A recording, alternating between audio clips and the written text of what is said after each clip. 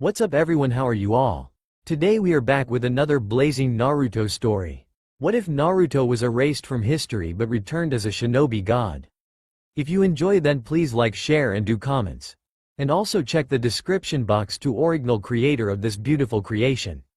The rain poured down hard on the empty landscape, over fallen trees, embers of fires that were once burning being snuffed out one by one.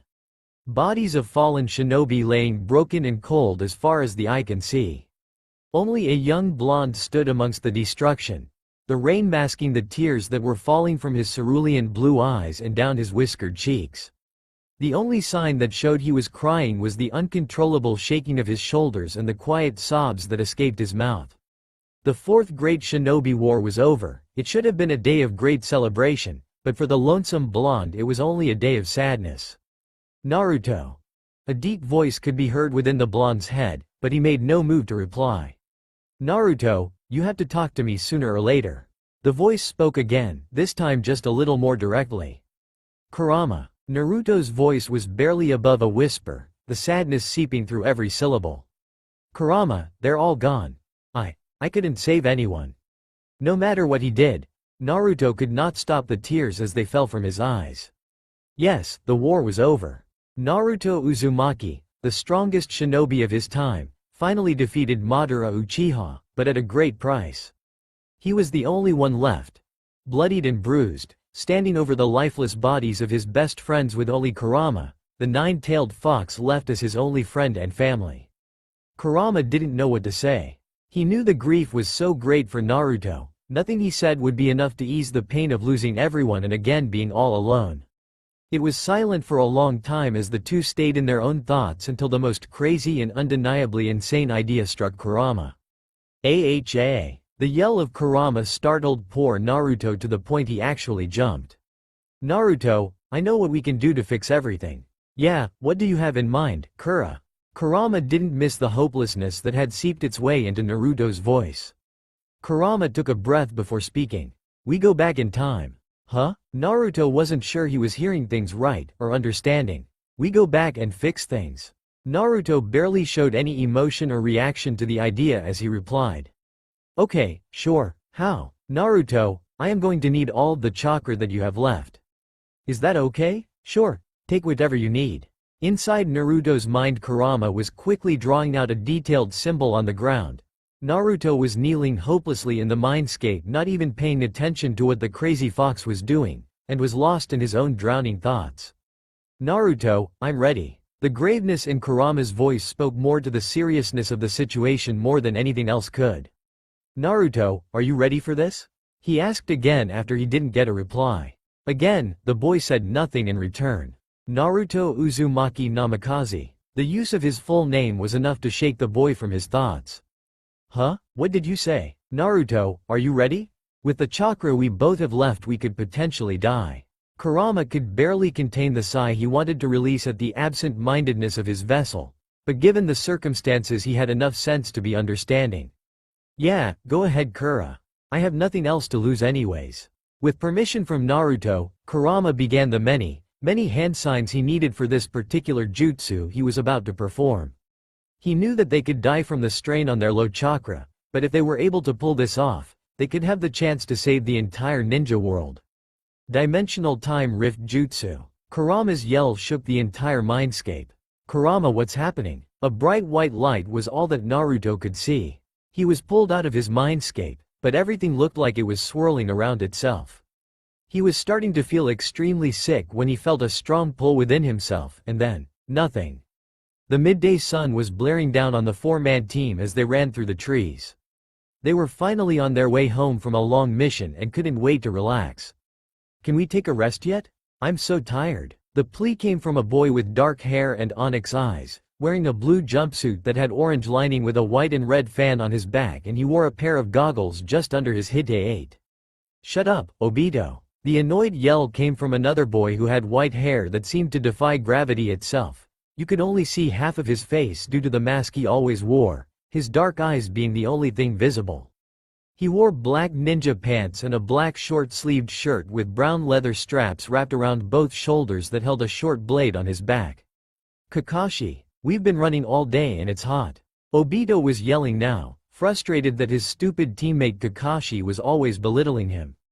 Shinobi need to endure all types of scenarios, Obito. So stop complaining about everything. Kakashi's voice held an emotionless tone to it, not caring about anything except the task at hand. Guys, please stop arguing. We're teammates, you need to get along. The quiet voice of a young girl went unnoticed. The brown-haired girl was wearing a simple black shirt, black shorts underneath a pale pink skirt that was open on both sides, and she had dark red socks that came up past her knees. She had purple rectangular marks on each cheek. Her big brown eyes were sad as she glanced at her arguing teammates. She hated when they fought with each other, which, if she was being honest, was all the time. She turned toward her sensei wordlessly, asking for his help to defuse the bickering. The older man seemed to be in his early 20s. He was wearing blue ninja pants and a blue long-sleeve shirt underneath his green vest. His hair was as yellow as the sun and he had the bluest eyes that anyone had ever seen. After seeing the desperate look in his student's eyes, he turned towards the two bickering boys. Kakashi, Obito. His voice held authority that made both boys stop what they were doing, and he didn't even need to raise his voice above his normal speaking range. I suppose that you missed what Rin said, so I'll say it again. You guys are teammates, you need to stop fighting. Since we are not overly pressed for time, we will take a short break to renew our energy.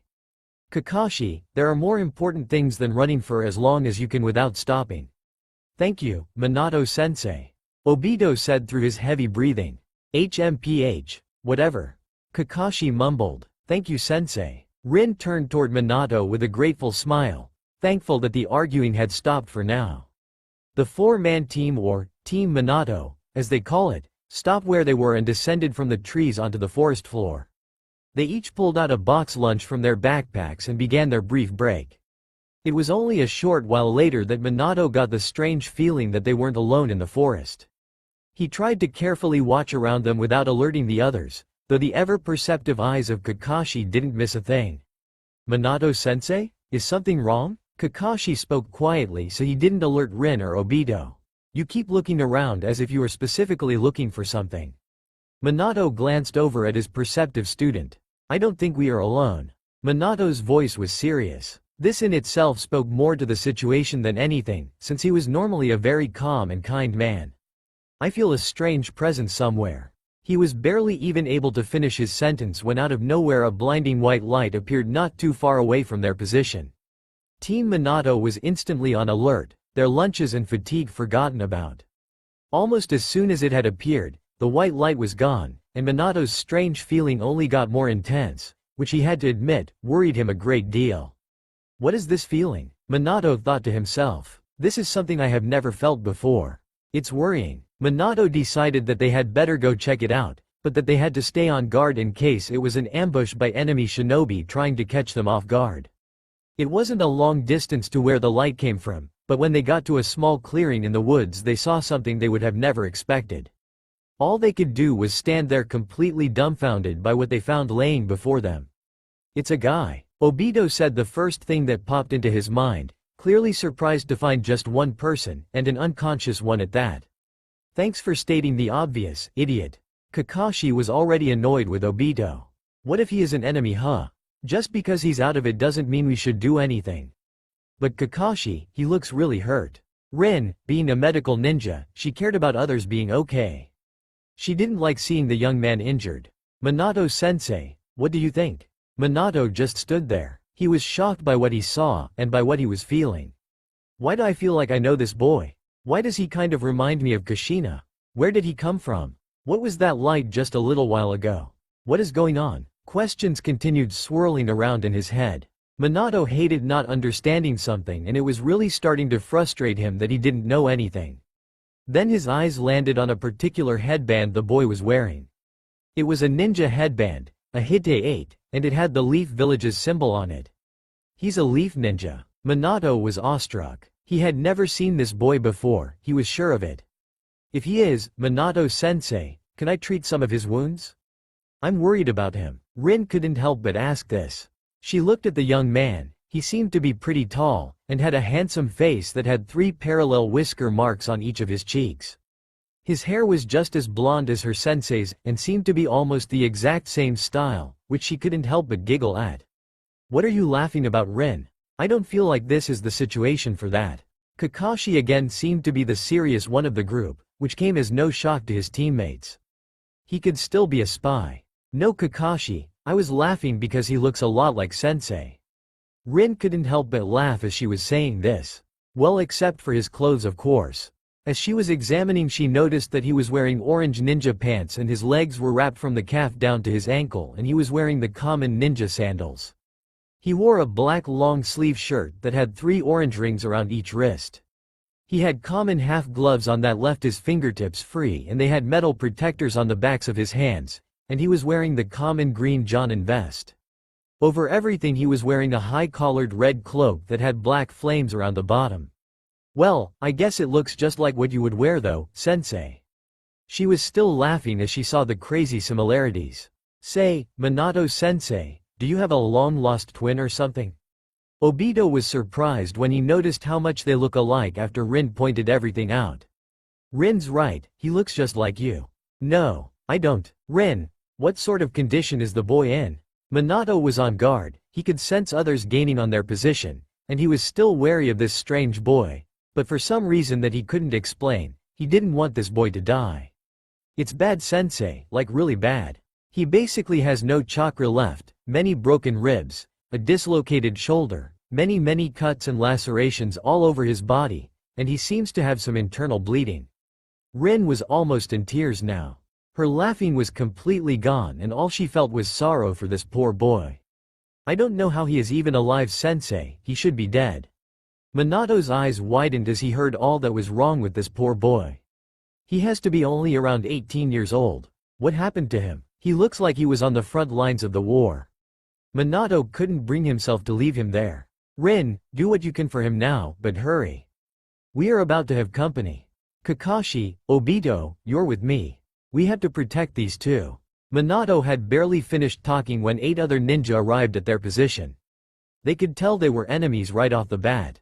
There seemed to be 3 Jonin and 5 Chunin in the group. Minato was assessing their situation, trying to come up with the best plan of action. "I will take the Jonin. Kakashi and Obito, I want you two to handle the Chunin." With that said, the battle began. Minato was able to take down one of the Jonin but was having trouble with the other 2. He was anxious about Kakashi and Obito, but they seemed to be holding their own right now.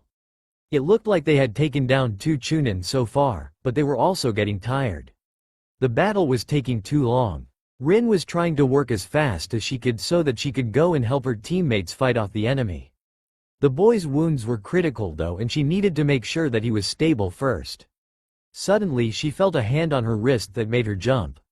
"Where am I?" The blonde she was healing was the one who spoke. "We are about 12 kilometers from the Hidden Leaf village." "Wait, how are you awake?" Rin could not believe her eyes.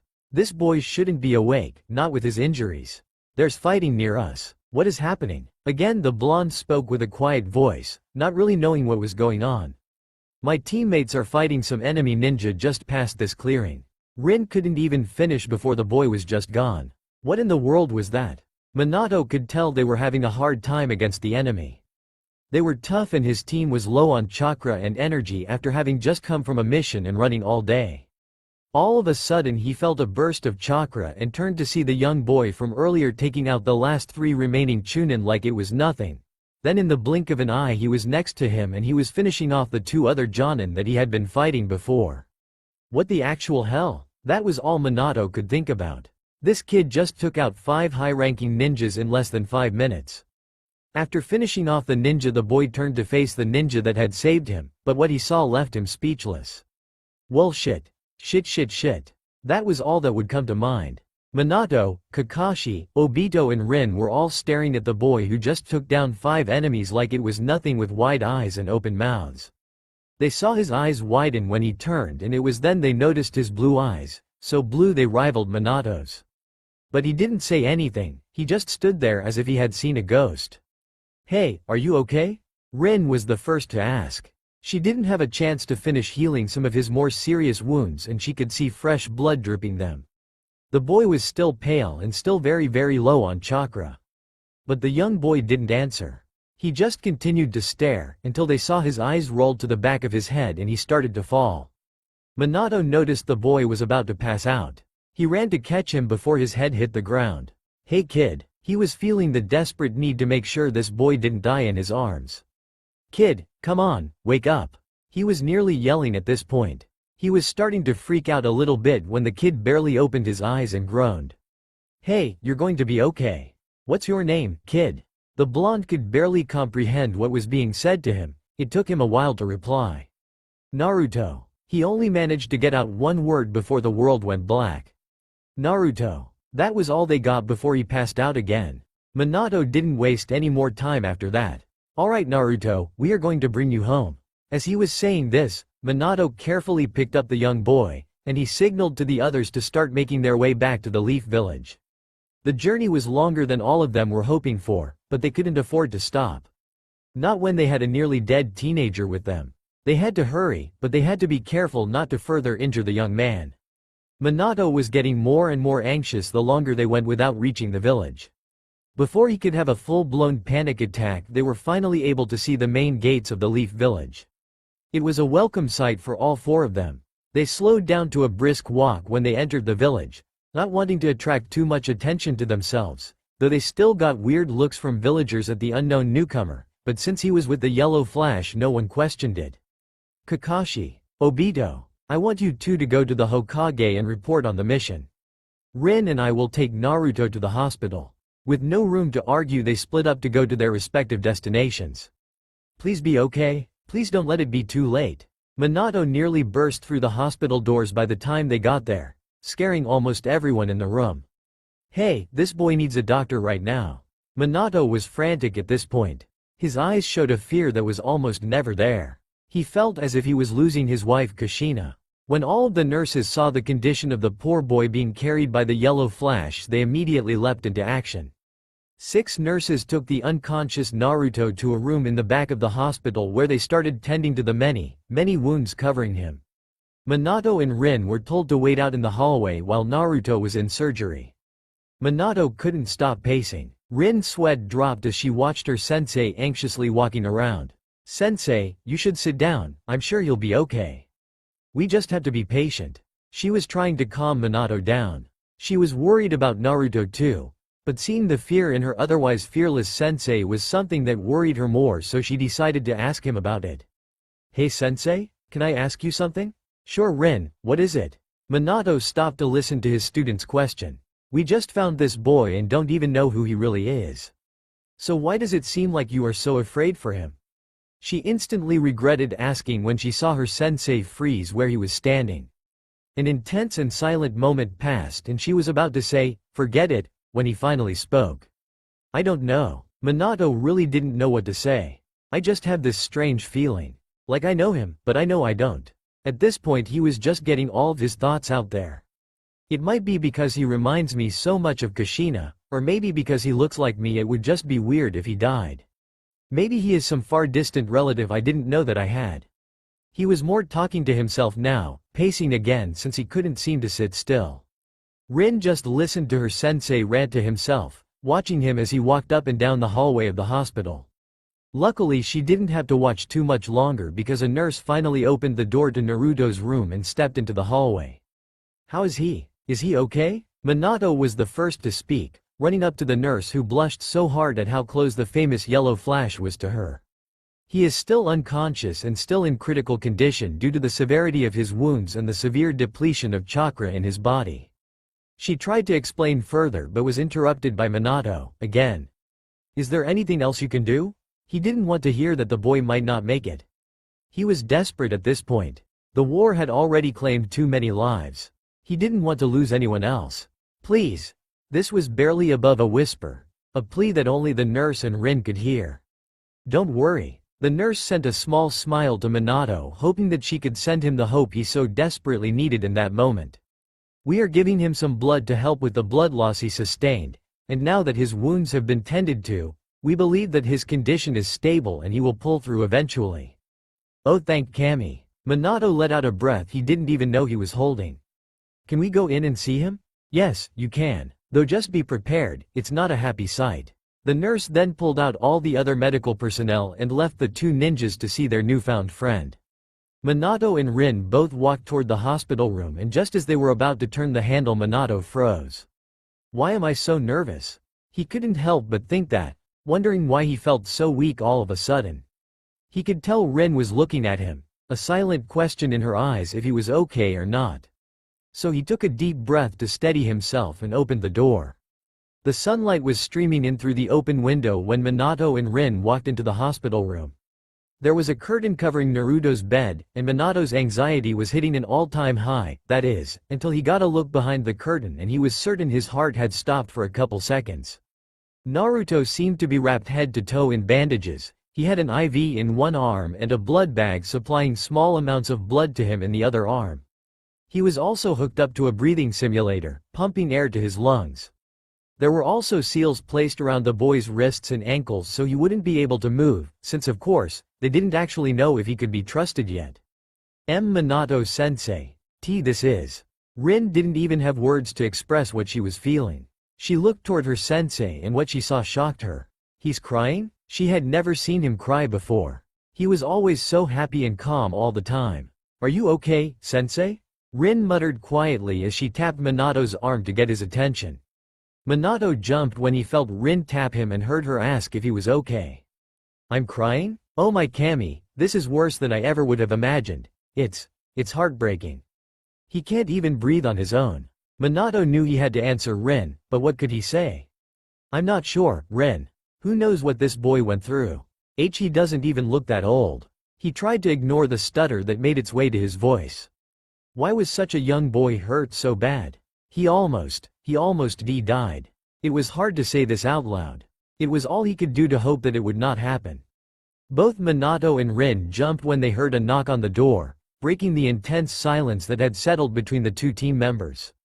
Come in, Minato called out to whoever was at the door. Minato-sensei, we just finished relaying the mission to Lord Hokage. He is outside and would like to speak with you. Kakashi was standing just inside the doorway. He didn't trust this newcomer and wanted to stay as far away as possible.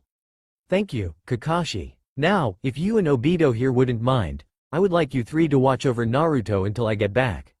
But sensei, Kakashi was about to complain until Obito spoke up. Absolutely, sensei, will do. Obito came around and sat on one of the chairs that was by the hospital bed. He would make sure this kid stayed safe no matter what. Fine, whatever. Kakashi mumbled and went to stand in a corner as his sensei left the room and he was left with Rin and Obito. Minato walked out of the room. The Hokage was facing away from him as he walked down the hallway. He seemed to be talking to someone, and as Minato got closer he realized exactly what the Hokage wanted to talk about. So he brought Inoichi with him. Guess they want to find out who Naruto is and if he's trustworthy. Lord Hokage, I'm sorry who had to come all the way here. I'm sure you're busy. Nonsense, Minato. It's great to finally get out of that stuffy room and away from paperwork for a little while. The older man spoke in a way that suggested he was more than glad to get away. Now, about this mysterious shinobi we seem to have found. Do you know anything about him? You seem quite protective of the child given you rushed him to the hospital. Well, all I know right now, sir, is that his name is Naruto and when we found him he was wearing a hidden leaf headband on his forehead and he seems to be a formidable fighter. Minato figured it would be better to tell the truth. With Inoichi here they would find it out anyways.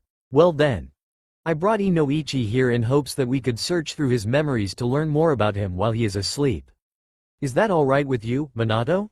Minato looked from the Hokage to Inoichi next to him. He was the same age as Minato with long platinum blonde hair in a ponytail and green eyes. They were friends and he trusted him completely. As long as it's Inoichi I have no problems with that, sir. Then please, introduce us, Minato. Minato entered the room again, this time with the Hokage and Inoichi with him.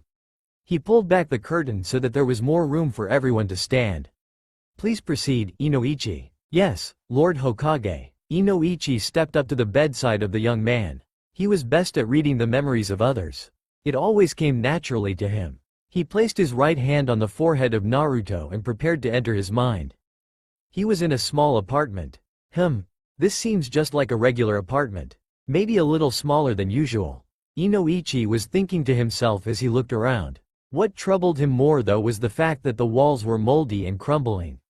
The table and chairs were all toppled over, the bed was torn apart and the few appliances in the room were in even worse condition than the table and bed. Definitely a sign of stress and long suffering. What did this kid go through to do this? He was truly puzzled. He decided to make his way to the door to explore more of his mind and find his memories, but when he got to the door he was stumped. What the hell is this? The door had locks and chains covering the entire thing. It looked like something from a horror story. I guess I'll just have to work my way through each and every lock to get through. Inoichi started working on the first lock, but it wasn't like anything he had ever seen before. This isn't just a genjutsu lock. This is fuinjutsu, and it is very strong. This is going to take a while. Minato, Rin, Obito and the Hokage were all quietly waiting as they watched Inoichi perform his special technique. They knew it could take a while to find out everything they needed to know. Minato-sensei, how long is it going to take?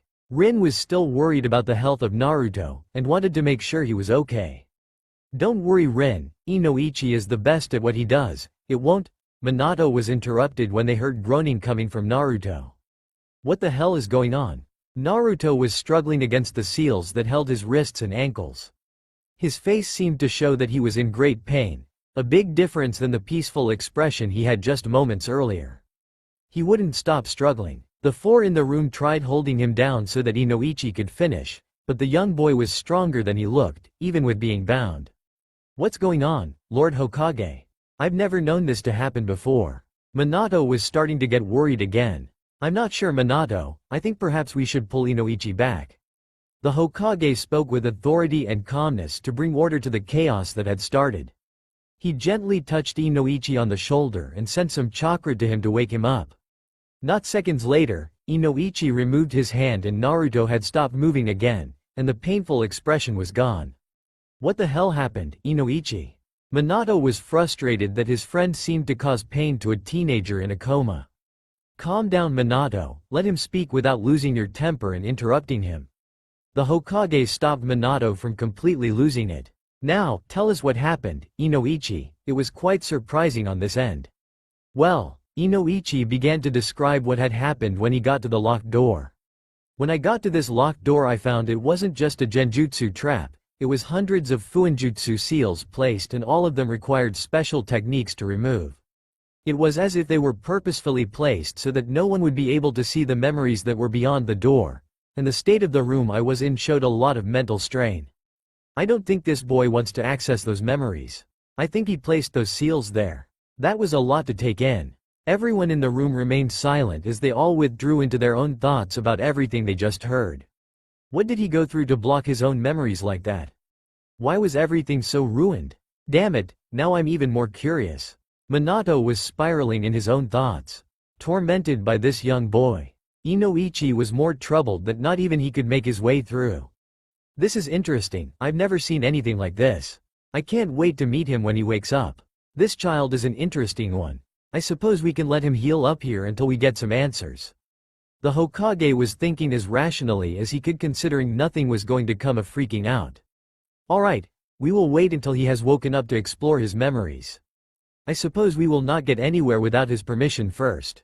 Minato, I would like you and your team to keep an eye on his recovery, considering you were the ones who found him and brought him here.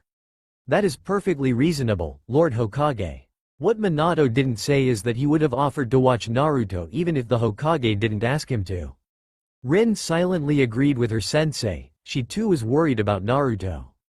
Obito and Kakashi both were about to argue, but one look from Minato shut them up before they even had a chance to speak. I will make up a daily watch schedule for us right away.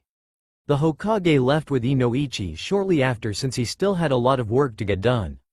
He trusted Minato to watch after the boy. Minato watched as the Hokage left the hospital room. Rin, Obito, Kakashi, I want all of you to go home for the night. You all had a very long day. I will talk to you three tomorrow. The three of them just nodded to their sensei as they said good night and headed home. Man, what a long day. I hope everything turns out okay. Minato looked at Naruto laying in the bed. He seemed so vulnerable the way he was now. It hurt to see him that way. He quietly pulled up a chair to the side of the bed for the night. Silently he hoped that Naruto would wake up soon and to pass the time he started sharing stories with the young man hoping that it would help ease the boy's mind, even in some small way. He didn't know how long he had been talking when sleep finally consumed him. It's been 2 weeks since he brought Naruto to the hospital. Minato was starting to get worried. At first his wounds weren't healing at all. They brought in the best medical ninja they could think of. Tsunade, one of the 3 legendary Sannin of the Leaf. Sure, she was really quick-tempered, but she was the best. She told Minato not to worry. The loss of chakra most likely slowed his healing process, but he was steadily getting better. Despite having a schedule for his team to follow, Minato spent pretty much all of his free time at the hospital. I just can't get him out of my mind. Minato was sitting by the side of the bed like he always did, telling stories of the missions he had been on, the belt test he did with his students, and anything else he could think of. He was currently telling the story about how he met his lovely yet terrifying wife Kushina. He couldn't help but chuckle. You know, she has the most long and beautiful red hair. Her eyes are as violet as the flower, and her smile can light up any room. Minato smiled to himself as he thought about the lovely image of Kushina. He couldn't wait for her to get back from her mission so that he could see her again. Naruto was laying on his back in his mindscape with Kurama, which he had made into a peaceful meadow long ago. It was about the only peaceful place he had left. Naruto, you know you are going to have to wake up at some point.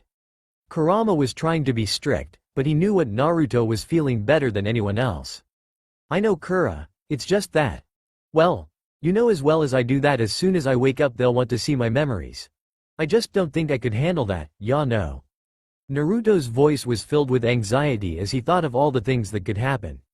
Naruto, your father has spent nearly every day by your bed waiting for you to wake up.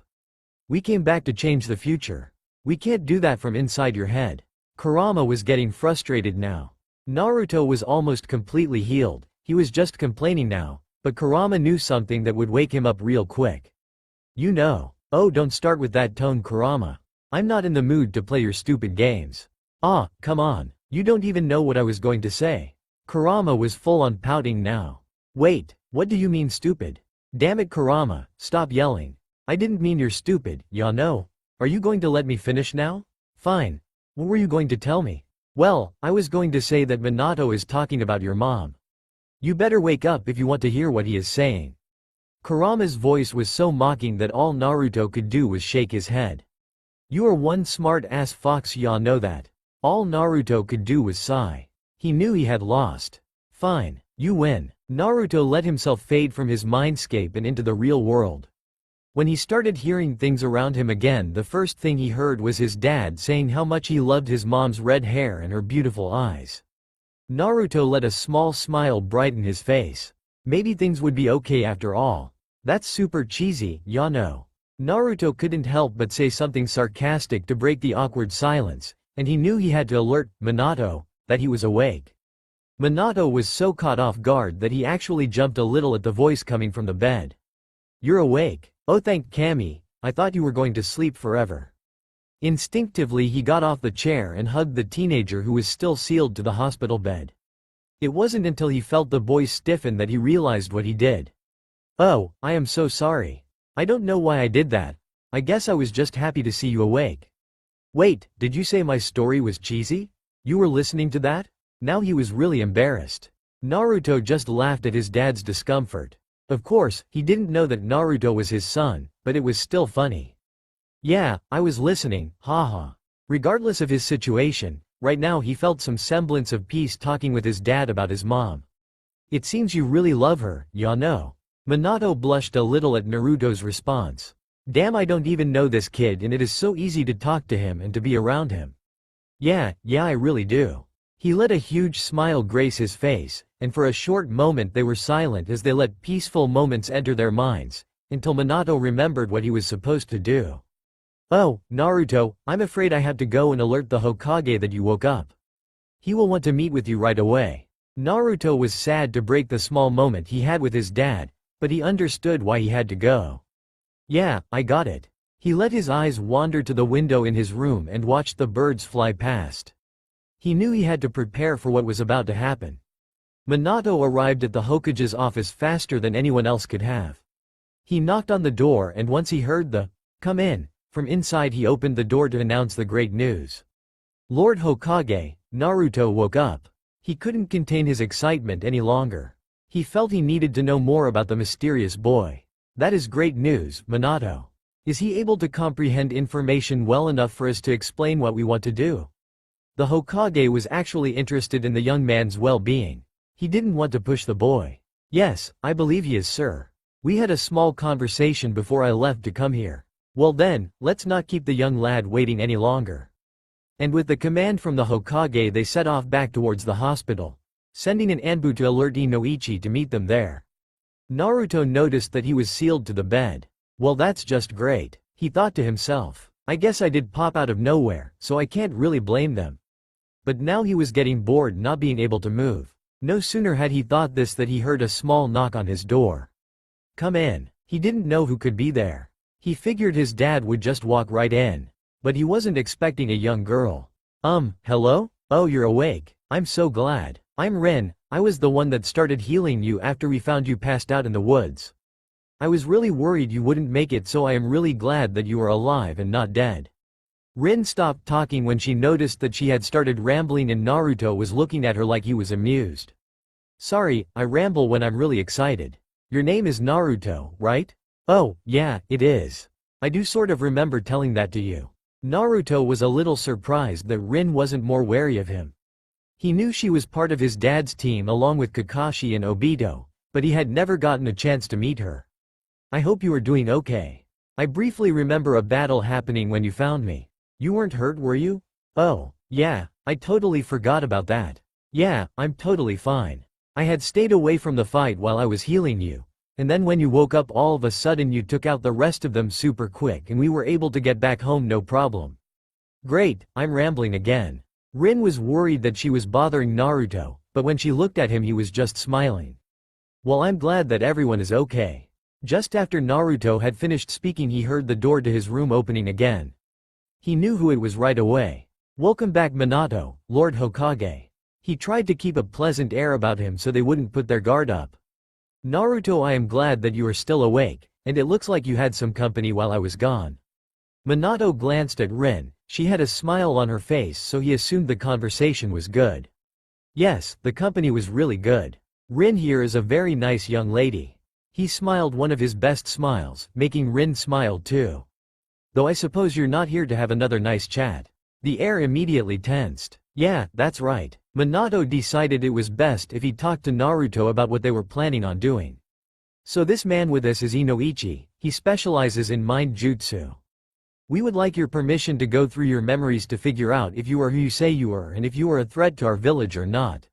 He decided it was best to get straight to the point, but he was worried when he saw the look of sorrow pass over Naruto's face. He was about to say something when Naruto spoke up. That's fine. His voice was quiet. He knew he had to choose his next words carefully. But only on one condition. He faced Inoichi and the Hokage. He knew he couldn't tell his dad who he was just yet. That would raise way too many questions that he wasn't ready to answer. It can only be the two of you who enter. What? Why not me? I mean, I was the one who saved you, and have been watching over you for 2 whole weeks. Minato felt a little disappointed that Naruto didn't want him to see his memories. Naruto had no idea how to answer that. He had nothing against his dad. He just wasn't ready to tell him yet. Trust me, I am very grateful to you for saving me, and I will gladly tell you everything soon. But for now I'm not ready for more than 2. He sent a pleading look to his dad, hoping he was still just as kind as always and would understand. Minato sighed. Geez, that look could break the heart of the fiercest enemy. I guess I'll let it go. He said he would tell me soon. Alright, I understand. Minato had to agree to the terms. Well, if that is settled then, I agree to the terms. May we proceed? The Hokage stepped forward as he addressed the young man. Yes, that's fine. The Hokage and Inoichi stepped forward towards the head of the bed. Lord Hokage, place your hand on my shoulder and one hand on his forehead. Inoichi instructed the Hokage what to do so that he would be transported to the boy's mind with him. After he did that, he placed his own hand on the boy's forehead as well. Just before he started his jutsu, he heard Naruto suddenly speak. Be prepared for what you're about to see. Inoichi and the Hokage found themselves standing in the middle of a beautiful field. The grass was greener than anything they had ever seen. There were flowers of every color all around them. They could see trees lining the edge of the meadow farther away from them, and the sky was as blue as could be. There was a slight breeze in the air that carried the scent of the flowers. All they could feel was peace as they looked around. Wow, they both muttered under their breaths at the same time. This is nothing like what I saw before. Inoichi was surprised at the complete change of scenery in Naruto's mind. This was peaceful, whereas before all he felt was distress. It is indeed very beautiful here. The Hokage had a smile on his face as he took in the view all around him. You could say this is my safe haven. I come here quite frequently. Naruto's voice startled them as they turned to face him. Naruto had his eyes closed as he relished in the feeling of peace. He had a smile on his face, which conveyed his love for this place. Though you might not be saying the same thing when our other group member arrives. Naruto smirked a little as their expressions turned from one of awe to that of confusion. He was stoked to see their reaction when Kurama showed up. Naruto. The voice was deep and husky. Inoichi turned toward the source of the voice, and what they saw left their jaws on the floor and their eyes open in fear. You seem to have brought some guests with you. Kurama smiled as he said this. He knew Naruto would know he was messing around with them, but he loved seeing the look on their faces. That's the... Inoichi was lost for words. The nine-tailed fox? The Hokage was staring at the fox spirit that stood towering over all of them. But how? Kushina is the Jinchuriki of the nine tails. You couldn't possibly. He was cut off from his thoughts when Naruto held up a hand to quiet him. First off, his name is Kurama, and second, you will find out everything soon. Naruto was amused at their frightened faces but decided to go easy on them for now. Kura, could you perhaps make yourself more of an approachable size for our guests here? Naruto couldn't hide the amusement in his voice. Sure, kid. Kurama chuckled as he shrunk his size down to where his head was at the same height as Naruto, his nine tails swishing behind him. He won't hurt you, I promise. Naruto reassured the two that were almost cowering behind him. Easy for you to say. Do you have any idea what that monster is capable of? Inoichi was freaking out now. Don't. Naruto's voice turned cold and authoritative as he spoke, startling Inoichi almost more than the fox. Don't ever call him a monster. He is my friend, and he is kinder than most people. Inoichi and the Hokage just stared at the boy. How could he say that? They looked at how he was standing right next to the fox, scratching behind his ears and the nine tails swishing happily. They didn't fully trust the fox, but they decided that they would trust Naruto. Naruto turned to face the two. In doing what we are doing, I need Kurama to come along. He will be able to explain things better than I will at times. What he didn't say though was that he also needed Kurama as an emotional support for the things that he had locked away and was now about to open up once again. Naruto closed his eyes, ready to move them to where they can access his memories. Alright, here we go. Before they could process what was happening, Inoichi and the Hokage found themselves in a rundown and dirty apartment room with a door that had locks and seals all around it. This is the room I was in the first time. Inoichi recognized the room he was in, and the mental stress he so clearly saw. Yeah, this was the apartment I had growing up. It's been long since forgotten, but here it stays. Naruto's voice held a bit of melancholy to it. He looked around with a sad smile as he spoke. Let me undo the seals on the door. It didn't take long for him to dispel the locks and seals on the door, and without the seals on it, the door swung wide open. All they could see was fog on the other side of it. Well then, let's get going before I change my mind. Naruto wasn't going to lie. He was terrified. He walked a little closer to Kurama, quietly asking for strength for what was going to come. The four of them all stepped through the door, and though they were expecting to be surrounded by fog, they found themselves in a familiar setting, but the images started shifting as if they were watching a movie. This is the first memory. That was all Naruto said as they sat and watched what would unfold. My name is Kakashi Hatake. I don't feel like telling you guys about my likes and dislikes. I've never really thought about my future dream. As for my hobbies, I have many. Kakashi Hatake? Isn't he only a kid? Inoichi was so confused, while the Hokage just stood watching with great interest. Calm down, everything will make sense later. Naruto just brushed off the comment and continued watching the memory play itself. My name's Naruto Uzumaki. I like instant ramen, but what I like even more is the ramen from Ichiraku that Iruka-sensei treats me to. What I dislike is the 3 minutes after pouring hot water in the instant ramen. My hobby is eating and comparing ramen. And my future dream is to surpass the Hokage. And so I'm going to get the entire village to acknowledge my existence. I'm Sakura Haruno. What I like. Who I like is. And my hobby is, my future dream is. Oh, and I dislike Naruto. My name's Sasuke Uchiha.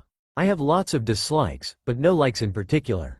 And I don't feel like summing up my ambition as just a dream, but I do have an ambition.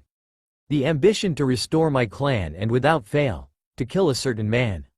They continued to watch as the team learned the importance of teamwork and continued to go on missions. They saw Orochimaru attack the Hidden Leaf Village and Hiruzen Sarutobi the third Hokage die. They saw Naruto training with Jiraiya and bringing Tsunade back to be the fifth Hokage. This next one is important. Naruto finally spoke up from his silence. He hadn't answered any of the many questions, so they were surprised when he spoke up and they continued to watch on with intense concentration. Sasuke, Naruto. The two young boys charged at each other with their jutsus, ready to strike. The lightning jutsu impaled the right shoulder of Naruto and blood dripped down his arms into the water below him. That was when Naruto's eyes changed to red with slitted pupils.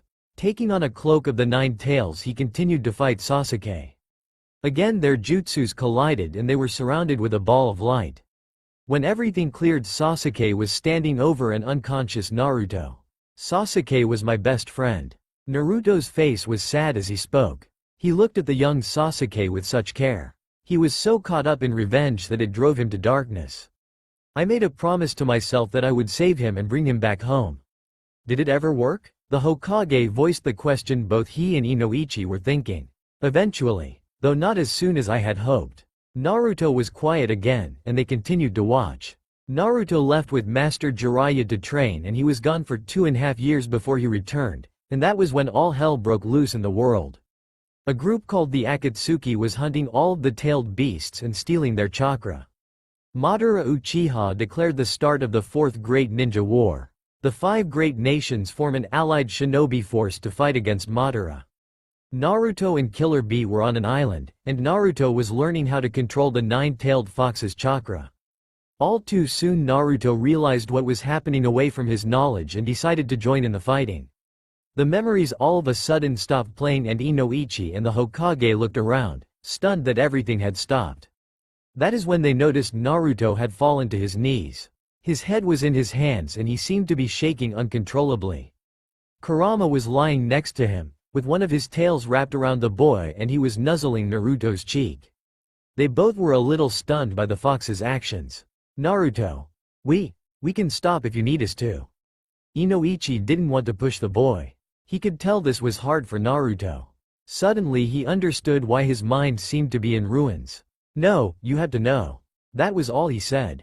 Naruto stayed on his knees, huddled into the protectiveness of Kurama, but he didn't have his head down and the memories slowly started to play again. Please don't, you see can't go. Please. Naruto was kneeling on the ground next to his beloved sensei. I'm sorry Naruto. You are going to need to do this without me. I believe in you. The voice faded as his eyes closed. Naruto let out a sad scream to the world. Devastated that he lost someone he cared about. Little did he know, that wasn't going to be the last one.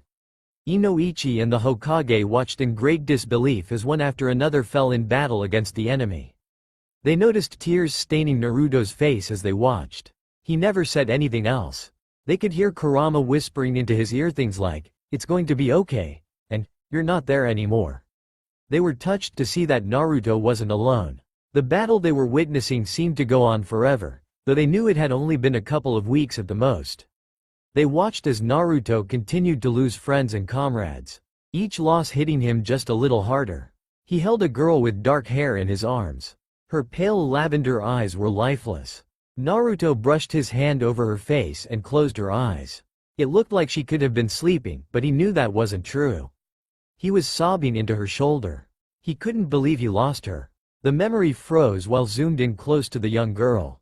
They watched as Naruto got close to the memory of this girl, reaching his hand out as if he was going to touch her face. "I'm so sorry Hinata. I'll love you so much." Naruto's voice was broken and heavy with emotion as he spoke. The air was tense and silent. The Hokage glanced at Naruto, feeling terrible at how much this child had to go through. He then nodded to Inoichi that they would skip to the end. Naruto, what happened at the end? The Hokage spoke carefully so he didn't startle the already broken young man. I finally defeated Madara. Naruto clenched his fists in his lap. He couldn't bring himself to make eye contact with the two men. But I was the only one left. Everyone was gone and I was alone. Silence followed what he said. It stayed that way until Naruto wiped his eyes and turned towards the Hokage and Inoichi. That is why I came back. To change the future and save everyone. Inoichi and the Hokage were speechless. They stared at the determination in Naruto's eyes. Damn, he's not joking. Inoichi mumbled just loud enough for the Hokage to hear. I think we can trust him, Lord Hokage. It wasn't just a thought. Inoichi knew better than anything that Naruto could be trusted. He saw that with his own two eyes. Yes, we most definitely can. The Hokage wasn't looking at Inoichi as he spoke. He was looking straight at Naruto. This boy has been through so much. It is a surprise he could even smile when he woke up at the hospital. Though I suppose Minato helped with that. Naruto, you are a very strong shinobi. It is an honor to know you. He couldn't imagine the strength Naruto needed to keep going after everything. If it is okay with you, I want you to be a part of Minato's team while you are here. Naruto was a little shocked that he would be placed on a team. He was also really nervous about being on a team with his dad. But he knew it was the best option. This way he could be close to Obito and Kakashi and make sure nothing happened. Sure, that sounds fine to me, but please, keep this between just us three. I'll tell my dad when I'm ready. I can agree to that, and I am sure Inoichi agrees as well. The Hokage was glad that Naruto had agreed so easily with only a small favor. Now, I believe we can return. I suppose I need to let Minato know of his new addition. Naruto said goodbye to Kurama as he let him return to the meadow. He turned towards the Hokage and Inoichi. Alright, let's go. He felt a pull on his mind and once again he opened his eyes to the bright hospital room and the inquiring eyes of his dad. Minato was getting more and more anxious the longer he had to wait. This shouldn't be taking this long. Inoichi is always so quick. Minato was worried something had happened. He remembered how much pain Naruto seemed to be in the first time they tried to read his mind. What if something happened? Maybe his subconscious is fighting against them? Minato was pulled from his own thoughts when Inoichi and the Hokage finally stirred and removed their hands from Naruto's forehead. Everyone was silent. Inoichi let his eyes drop to the floor, and the Hokage's eyes were a little wet. Minato sent a questioning glance towards Naruto, only to find him looking out the window with lines of tears falling silently. Hey, Gramps Hokage, you think maybe I could get unsealed from the bed now? It's a little boring not being able to move, ya know. Naruto turned to face the Hokage, plastering a huge smile on his face. He didn't want to bring the mood down anymore. He liked it better when people were happy. Haha, yes, Naruto, we can take the seals off so you can sit up. The Hokage was amused that Naruto would call him Gramps. Though you will have to stay in the hospital until you are completely healed. Yeah, I got it. Minato couldn't believe his eyes. Did Naruto just call him Gramps? Did I miss something important? I'm seriously losing it. Minato tried to get Naruto's attention, but again, the boy turned away from him. Weird, he thought to himself. Minato, could I talk to you outside for a moment? The Hokage spoke to Minato, pulling him from his thoughts. Oh, yes, Lord Hokage. Of course. Minato was wondering what he would want to talk about. Maybe he will tell me what he saw. Since he unsealed Naruto, I'm guessing he trusts him. Minato left with Inoichi and the Hokage. Inoichi excused himself fully after they got into the hallway and so Minato was left alone to get his questions answered by the Hokage. So what happened? Is he who he says he is? Where did he come from? Can we trust him? He was cut off from his many questions by the Hokage. Relax, Minato. Yes, he can be trusted completely. He said, I know you have questions, but for now, all you need to know is that his name is indeed Naruto, and he is from this village. The rest you will have to find out from him personally. He left Minato to reflect on those words for a moment before he continued to speak. Minato, after the boy gets released from the hospital I am assigning him to your team indefinitely. What? But sir, I already have a full team. And he looks like he is a Jonin himself, why not assign him his own team? Minato was surprised at what was just said. He was confused as to why he needed another team member. He knew that his team was capable enough on their own, and Kakashi was almost a Jonin himself. Why did he need another Jonin-level ninja? Sir, enough, Minato. The Hokage didn't speak loudly, but the order in the words was enough to shut him up. I don't want any questions about it. This boy has been through a lot, and I believe that being on your team will do him a lot of good. Minato knew that the Hokage had good reasons for everything he did, so he knew that he couldn't argue with that reasoning. Alright, does he already know this information? Yes, I let him know about it before we left his mind. Then I will let him know about our training times and locations, as well as let Kakashi, Rin and Obito know of our new addition. Thank you, Minato. I know this will be good for everyone involved. Please look after Naruto. Now if you would excuse me, I have a lot of work to finish, so I will be going now. With this said, the Hokage walked down the hallway and soon disappeared, leaving Minato alone to ponder on his last words. Good for everyone? What did he mean by that? And of course I will look after him. I care about all of my comrades. Still thinking about what he was told, Minato entered the hospital room again, only to find that Naruto was back asleep. I guess going through memories is pretty exhausting. Especially for that long. Sensei? Minato jumped when he heard the quiet voice speak from the corner of the room. Oh Rin, I'm so sorry, I forgot you were in here. That's okay. Naruto just fell asleep. I was making sure he didn't leave without permission. I was wondering what the Hokage said to you. Rin was a little nervous to find out what would happen to Naruto. She liked him and didn't want him to get in trouble. Oh well, actually. Minato paused to take a breath before telling Rin the important news. Naruto will be joining our team as soon as he is all healed. He let a soft smile play on his face as he spoke to Rin, but seeing the smile on her face told him she was fine with it. Oh, that will be so cool. I'll go tell Kakashi and Obito the great news. Before Minato could say anything else, she was already gone. What a nice girl. Minato muttered this under his breath, surprised when he got an answer. Yes, she really is.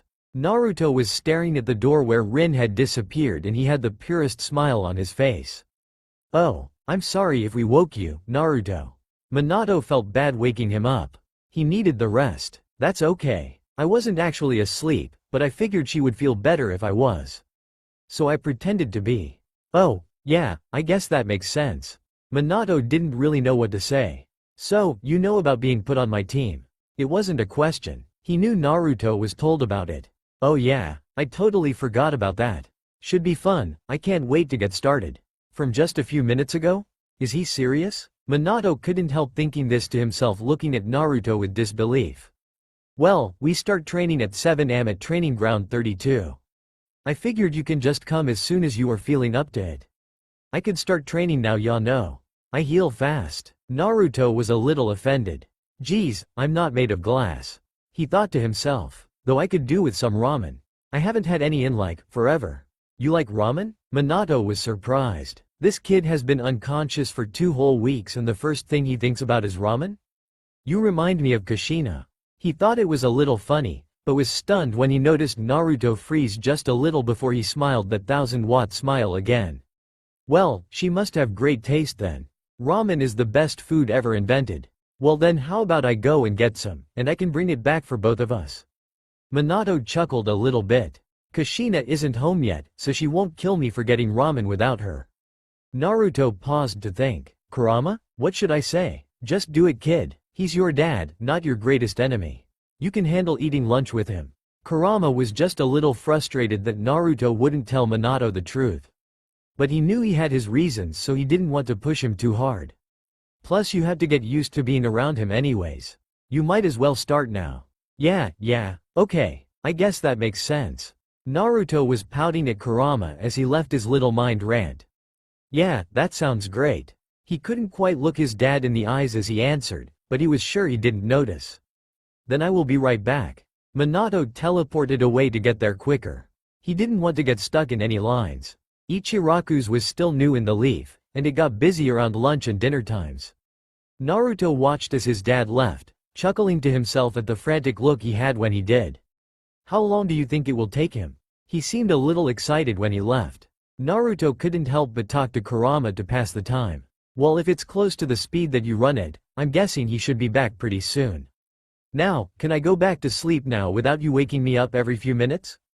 Kurama said in a monotonous tone to express his boredom at the stupid question. Yeah, you lazy fox. Naruto missed what Kurama mumbled back, because Minato suddenly appeared next to him and he was greeted with the familiar smell of Ichiraku's miso and pork ramen, his favorite. You like miso and pork too? He asked Minato delightedly. Yeah, it's the only one I get. You like it? Minato was glad that Naruto seemed to be talking to him again. Huh, does he like it? It's all he eats. For breakfast, lunch and dinner. Shut up. And hey, I thought you were going to sleep? Oh, I am. But that comment was too funny, I had to comment on it. Go back to sleep, you annoying fox. Naruto was rolling his eyes as he had a mental argument with Kurama, until he remembered Minato was still waiting for an answer. Oh yeah, it's my absolute favorite, ya know. I have it all the time.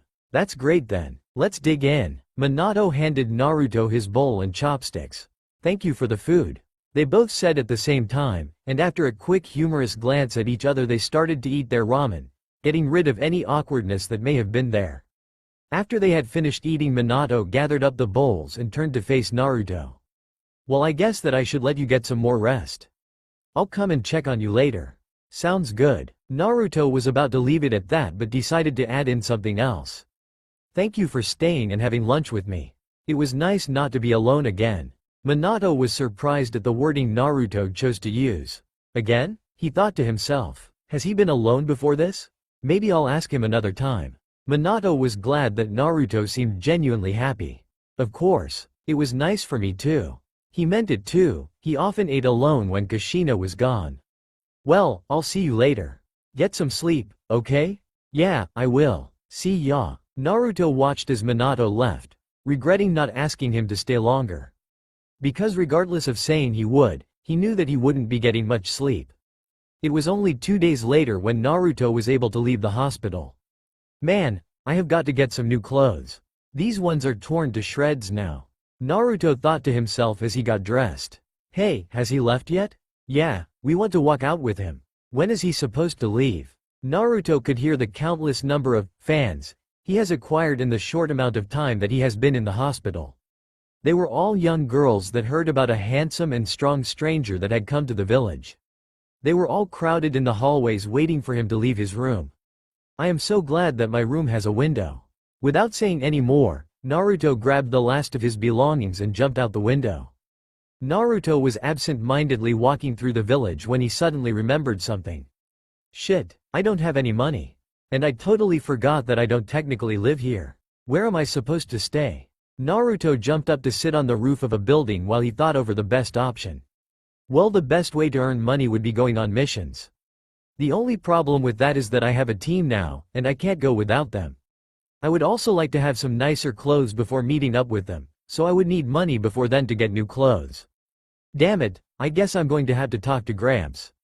After Naruto made up his mind, he stood up and started jumping from rooftop to rooftop to make his way to the Hokage's office. Oh man, they have the window open. Naruto was laughing to himself as he decided to jump through the window into the Hokage's office. It wasn't even a second later than he landed that he was surrounded by half a dozen Enbu all pointing kunai at him. Naruto stood unbothered, holding his hands up to show he was not a threat. Naruto, there is a door, you know. The Hokage spoke up from behind the Anbu members, signaling to them that everything was alright. Oh come on Gramps, where's the fun in that? Naruto stood without any regret as he spoke, noting the feeling of annoyance coming from the Anbu in the rafters. Anyways Gramps, I was hoping I could ask you about something. Oh really? And what is it that I can do for you, Naruto? The Hokage was amused at the so-called prank Naruto had pulled. There weren't many people that would enter without permission. Well, Naruto started to speak, though he was nervous about needing to ask for help. You see, I don't exactly have a place to stay while I'm here, and I haven't been able to go on any missions to earn any money. So, well, you see. You need some help with money and finding a place to live. It wasn't a question. The Hokage already guessed what he was going to ask about. Well, yeah. Oh, but just this once, ya know. Don't worry, Naruto. I already made arrangements for you. I was actually planning on summoning you as soon as you left the hospital. Though I had not received word you had left. As he said this, he pulled out an envelope and a small key that he handed to Naruto. This is the key to your new apartment and some money that will allow you to get some food and other necessities, as well as some new clothes. Naruto was shocked. Thank you. I promise I will pay you back once I start going on missions. No need to worry yourself about that. The Hokage casually brushed off Naruto. This is something I personally wanted to do. Thanks, Gramps. I guess I should go and get ready to meet my team tomorrow, ya know. Naruto turned to leave, but heard the Hokage speak up before he could move any further. Good luck, Naruto. He sent the Hokage one of his priceless smiles as he leapt out the still open window. Naruto decided that getting new clothes would be the best thing to do first. He ended up getting new orange ninja pants, and new black long-sleeve shirts, new wrapping. He even got new shoes while he was there and orange bands to go around his wrists. My cloak is still in good condition, so luckily I don't need to replace that. After getting new clothes, he made his way to a ninja weapons shop where he was able to stock up on kunai, shuriken, wire, and even some paper bombs. He continued shopping until the sun started to drop in the sky. Alright, I've got new clothes, weapons, scrolls, and food. I think I've got everything. He was cut off from his thoughts when he passed an old-looking bookstore. I wonder, he thought to himself as he entered the shop. Hello, what can I do for you today? The bookkeeper asked as he entered. Do you have the story, Tales of a Gutsy Ninja, here? Let me check on my list here. Give me one moment. It was only a moment later when the bookkeeper returned. Alright, here it is. Tales of a Gutsy Ninja.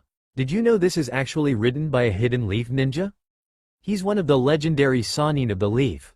I knew he was from the Leaf, but not that he was any legendary ninja. That's awesome. Thank you for finding it for me. Naruto was trying so hard to lie. He had never been good at it. But no one can find out he's from the future. Naruto left the bookstore and headed for his new apartment. He was content in what he had accomplished during the day, but now he was totally drained. When he opened the door, he was pleasantly surprised at how nice the apartment was. Wow, this is way nicer than my old one. Naruto continued to venture through the apartment. There was one bedroom, the bed was nice too. The kitchen had some simple appliances, a fridge, and a stove. There was a table and some chairs. There was also a nice meeting area for guests. Naruto started putting all of his stuff away as he waited for his instant ramen to be done. When it was finished, he sat down and ate. Alright, I guess I should lay down and try to get some sleep before tomorrow morning. Naruto made his way to the bedroom and lay down in bed for the night. It's dark. We haven't been able to see the sun for a while now. Kakashi and I are on a secret mission to try and find the main staging area that the White Zetsu are using. There has to be a reason why more of them just keep coming, and why we seem to be no closer to defeating them. Naruto, we are getting close to the suspected area. Kakashi had spoken up from beside me. It was barely a whisper, but I heard it clearly. Yeah, I can sense them. This is definitely the spot. We slowed down so that we could sneak up on the area, and hopefully not be spotted. It was just us two here and we couldn't afford to get in a fight. We haven't slept in days and our chakra is running low. It's the base of a tree? I turned towards Kakashi to get his input on what we were seeing. How could a tree be making more of those things? Well, perhaps it isn't making more, but just releasing ones that were already made. Like a backup supply. Great. I was so frustrated. This war just needs to end. Too many people have died already. Should we just destroy it? Well, I assume that would work, but we must return and get back up now that we know for sure that this is the place. I couldn't deny that Kakashi was right. Yeah, you're right as always, Kakashi. Just as we were turning to leave, we heard rustling in the bushes around us. It wasn't long before we were completely surrounded by hundreds of White Zetsu soldiers. Well, this is just great. Looks like we'll have to fight our way through. Kakashi spoke my same thoughts. We were starting to get tired. We have been fighting for hours now.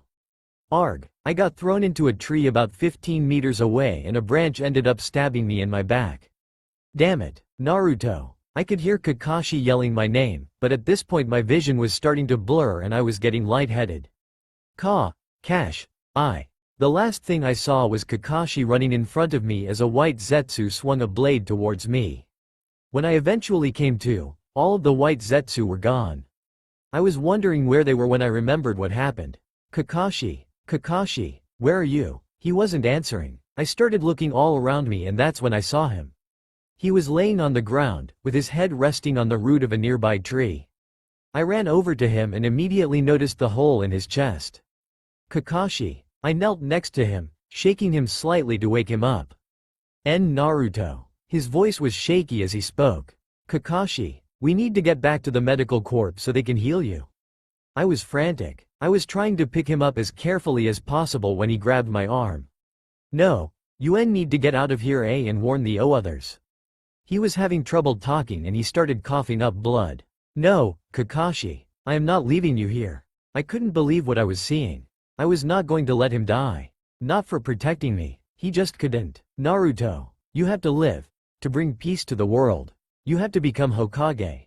His voice was getting quieter. Kakashi, you can't leave us. I still need your help. Please. I had tears streaming down my face now. My vision was blurry because of how wet my eyes were. Naruto, thank you for being my student. I have loved all of you. And Naruto, I believe in you, completely. That was the last thing he spoke before his eyes closed, and they wouldn't open again. Kakashi. No. Kakashi. Naruto woke in a cold sweat. His heart was racing and his breathing was ragged. He knew the nightmares would come, but he was hoping they would wait for a little bit. He turned to look at the time. It was 4 in the morning. He still had a few hours before he was supposed to meet his new team.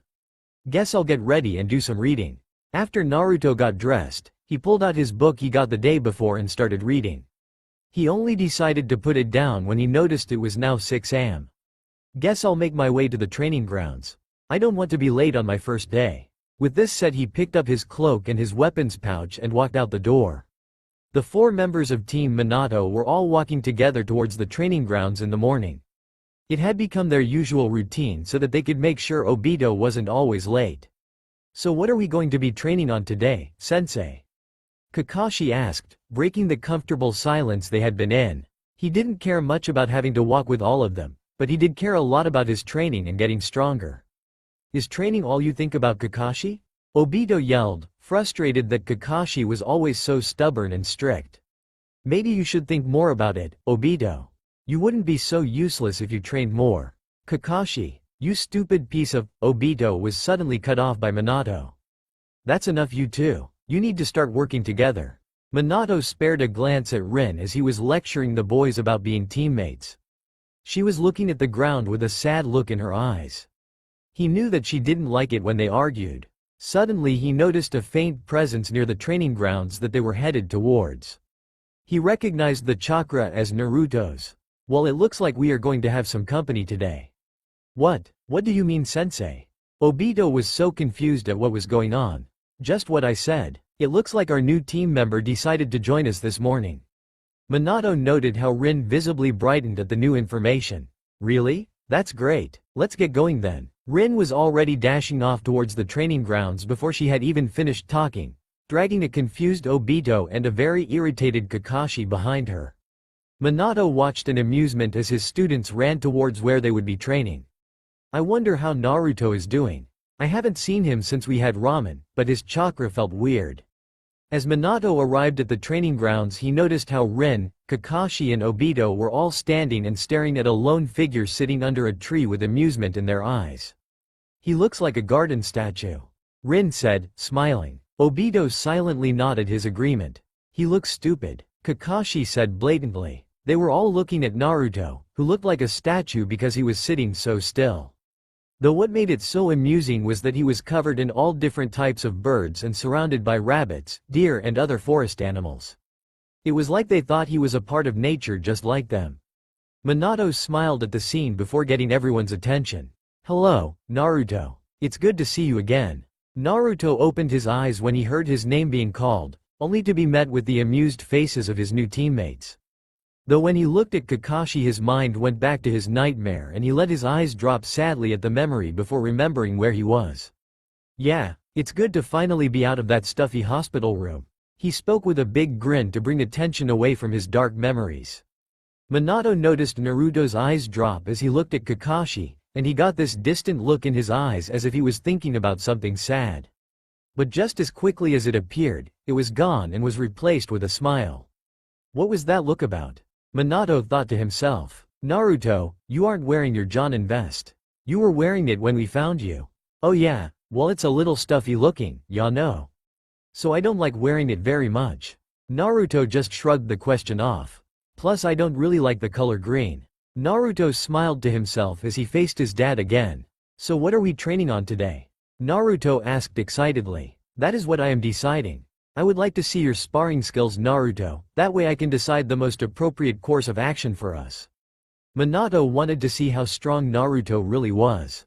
Obviously he had experience fighting, so he wanted to know just how skilled he actually was. Sounds like fun. Am I fighting you, Minato? Naruto asked with amusement. I do kind of want to fight him.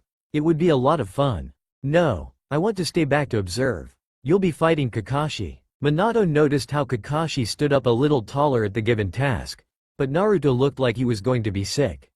Are you okay, Naruto? Huh? Oh yes, that sounds good. Naruto was panicking at the thought of fighting Kakashi. Calm down, calm down. He's okay, it was just a dream. You just don't fight him full out. Yeah, that works. Naruto was desperately trying to calm his racing heart as he got into a fighting stance. Just use your taijutsu, Naruto. You'll be fine. He heard Kurama speak in his mind. Yeah, okay, I will. Thanks Kura. Kakashi charged before Naruto could say anything else. Naruto went on defense, gauging the strength of this young and obviously arrogant Kakashi. He is strong, but his moves are sloppy and he leaves holes in his defense. As Naruto noted the weak spots in Kakashi's fighting, he quickly changed to fighting offense, specifically focusing on those spots so Kakashi would notice and strengthen his defense. After some time of fighting like this, Kakashi finally realized what Naruto was doing and was impressed at the fact that Naruto was able to assess his fighting that much while in combat. The fight lasted at least an hour before Minato called for them to stop. Kakashi was completely out of breath, with sweat dripping down the sides of his face. Naruto, who looked to not be fazed at all by the effort, handed Kakashi a bottle of water, who downed it all immediately. That was a great fight, Naruto. You pinpointed Kakashi's weaknesses so quickly and you were able to attack those weaknesses to gain the advantage. You have a great fighting mindset. How old are you? Minato was thinking that he had complimented Naruto, but he saw Naruto's face fall to where it looked like he was stuck in some memory of the past. I'm 17, and I just have a lot of experience, that's all. It's not that big of a deal. Minato could tell Naruto was suffering somehow. What 17-year-old has that much fighting experience? How did he get so many injuries at one time? He had so many questions but figured now wasn't the time or place to talk about it, so he decided to move on to more training. They trained non-stop all morning long. Naruto was working on his taijutsu, Minato was helping Obito with his shuriken use, Rin was working on her chakra control, and Kakashi was practicing his ninjutsu. Every once in a while they would pair up to do more intense practice. Minato wanted to see if Obito could hit Naruto, which he never could because Naruto could dodge every single one without really trying. Minato watched as Rin challenged Naruto to a contest to who could control their chakra better. Naruto won that one too. Kakashi just ignored the others, thinking the competition was stupid, and he trained by himself. Alright everyone, Minato called out to get everyone's attention. I think that is good enough for today. We will meet back up tomorrow. Alright, see you guys tomorrow. Naruto started walking away as he finished talking. Wait, where are you going? Rin called after him. Well, to get some ramen, ya know. Naruto disappeared right after. The other four just stared at the space Naruto had been. He seemed to disappear in a flash, just like Minato's teleportation jutsu. It left them all with even more questions about the secretive Naruto. This type of training went on for another week, just like the first one. Naruto would be meditating when the rest of them got there in the mornings. They would each do their own thing and every once in a while they would challenge Naruto, which he always seemed to win.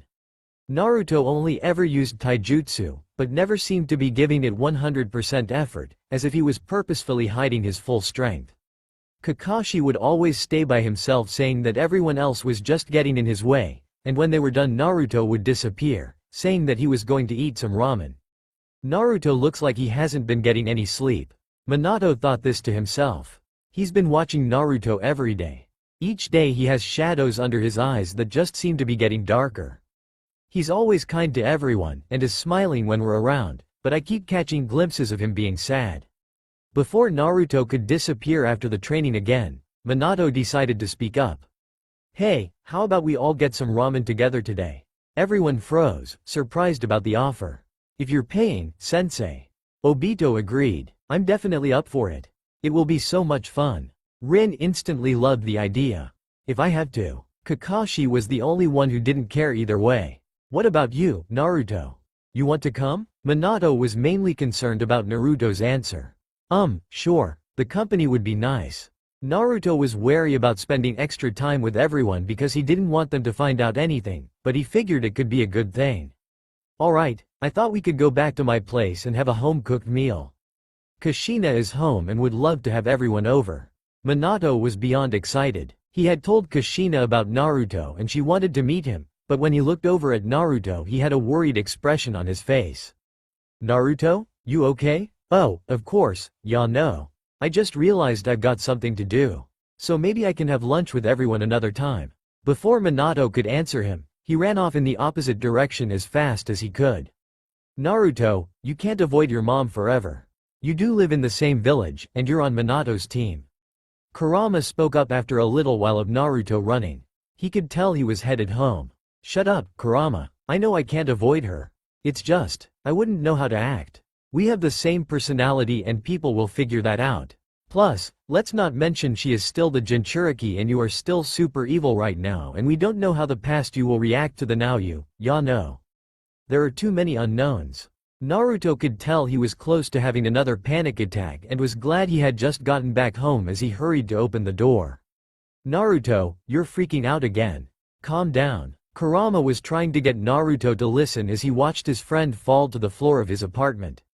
He was hyperventilating, but no matter how loud Kurama yelled, Naruto wasn't listening. He had been completely blocked. Minato was walking back to the village with Rin, Obito and Kakashi. What was that look just now? I know something is wrong, I just don't know what. Damn, this is so frustrating. Minato had been lost in his own thoughts, so he was surprised when he saw that they were back in the village. Hey, I've got something I need to do. You guys go and eat. My treat. Minato pulled some money out and handed it to Rin for them to get some food. Now, I've got to go see Naruto. Minato made his way to Naruto's apartment. He just had this strange feeling he couldn't ignore. He knocked softly at first, but when he didn't get an answer he knocked a little harder. Naruto, are you in there? After another 5 minutes without getting an answer, Minato was really starting to worry. He decided to try the door just in case. It's open? He opened the door, and what he saw next made his heart stop. Naruto. Naruto was lying unconscious on the floor just inside the door. Naruto. Hey, can you hear me? Minato was trying everything to get him to wake up. He carried him to his bed so he wasn't just on the hard floor. Minato was sure he would be worried until Naruto woke up. Naruto. Come on and wake up already. He had gotten a cold cloth to put on Naruto's forehead. I hope this helps. Minato was pacing in the living room and was about to take Naruto to the hospital again when he heard shuffling coming from Naruto's bedroom, so he rushed to take a look. Naruto, you're awake. Naruto jumped when he heard an over-ecstatic voice shout his name. Huh? What are you doing here? He wasn't actually mad, but he was totally confused. Oh, well, you see. Minato was actually nervous now. There isn't really a good excuse for entering someone's house without their permission. I was worried about you so I came here to check up on you and I didn't get an answer so I tried the door and it was open. When I came in I saw you passed out on the floor so I brought you to your bed and stayed here to make sure you were okay when you woke up. Minato said everything so fast so that he could get it all out before Naruto could stop him, and also so he didn't change his mind about telling Naruto. Naruto stared at his dad getting all flustered and nervous and couldn't help but chuckle. Well, thank you for picking me up off the floor. That would have been uncomfortable. Naruto looked at his dad and decided that telling him some truth might be okay. I haven't been getting a lot of sleep lately, but I'm okay, really. Minato looked closely at Naruto. There were still the dark circles under his eyes. His hair was matted like he had been grabbing and twisting it a lot, and his hands were shaking slightly despite his efforts to hide it. Oh yeah, you're totally fine. Like I believed that for a second. I knew you weren't sleeping. Minato was trying to think of a way to ask Naruto what was going on when there was a tap on the window. It's a message from Lord Hokage. Minato opened the window to let the messenger bird inside. After he read it, he turned towards Naruto with a smile. Well Naruto, it looks like our team has been summoned by the Hokage. Naruto jumped out of bed at the news. Alright, then let's go. Your mission is to gather information in this village near our border with the Land of Lightning. Team Minato was listening intently to their mission instructions from the Hokage. We believe that a team from the Hidden Cloud Village has entered our borders and are staying at this village. You are to find out if these rumors are indeed true, and to find out which Cloud Shinobi are the ones there. Yes sir. Rin, Obito and Kakashi all spoke at the same time. You got it, Gramps. Naruto spoke with a thumbs up and huge smile. Finally a mission. I was getting so bored. You know it's only intel gathering, right Naruto? Kurama mentioned, a little too sarcastically. Well yeah, but I still get to leave the village, so I'm okay with that. Naruto just mentally rolled his eyes at Kurama. Alright then, why don't you all gather everything you'll need and we will meet at the front gates in 1 hour. I have something else to discuss with Lord Hokage. Minato instructed his team on the next steps. Rin, Obito and Kakashi all left to get ready with a nod of their heads. Naruto spared a glance at his dad. What are you talking to him about, old man? Naruto then looked to the Hokage, who nodded at Naruto that everything was okay. With reassurance that his secret wouldn't be told, he left to get ready. Now, Minato, what would you like to talk to me about? He figured it was about Naruto, but he decided to ask out of politeness. It's about Naruto, sir. Minato started. Where should I begin? I found him unconscious in his apartment earlier, and I know that he hasn't been getting any sleep. I'm worried about him and was wondering if you could tell me what you saw in his memories. I want to be able to help him. Minato was sincere in his worries. He really did want to help Naruto. I can't tell you that, Minato. I'm sorry. But why Lord Hokage? He's a part of my team, and I can't just have him passing out during the mission. I need to be able to do something. Minato was silenced by the Hokage.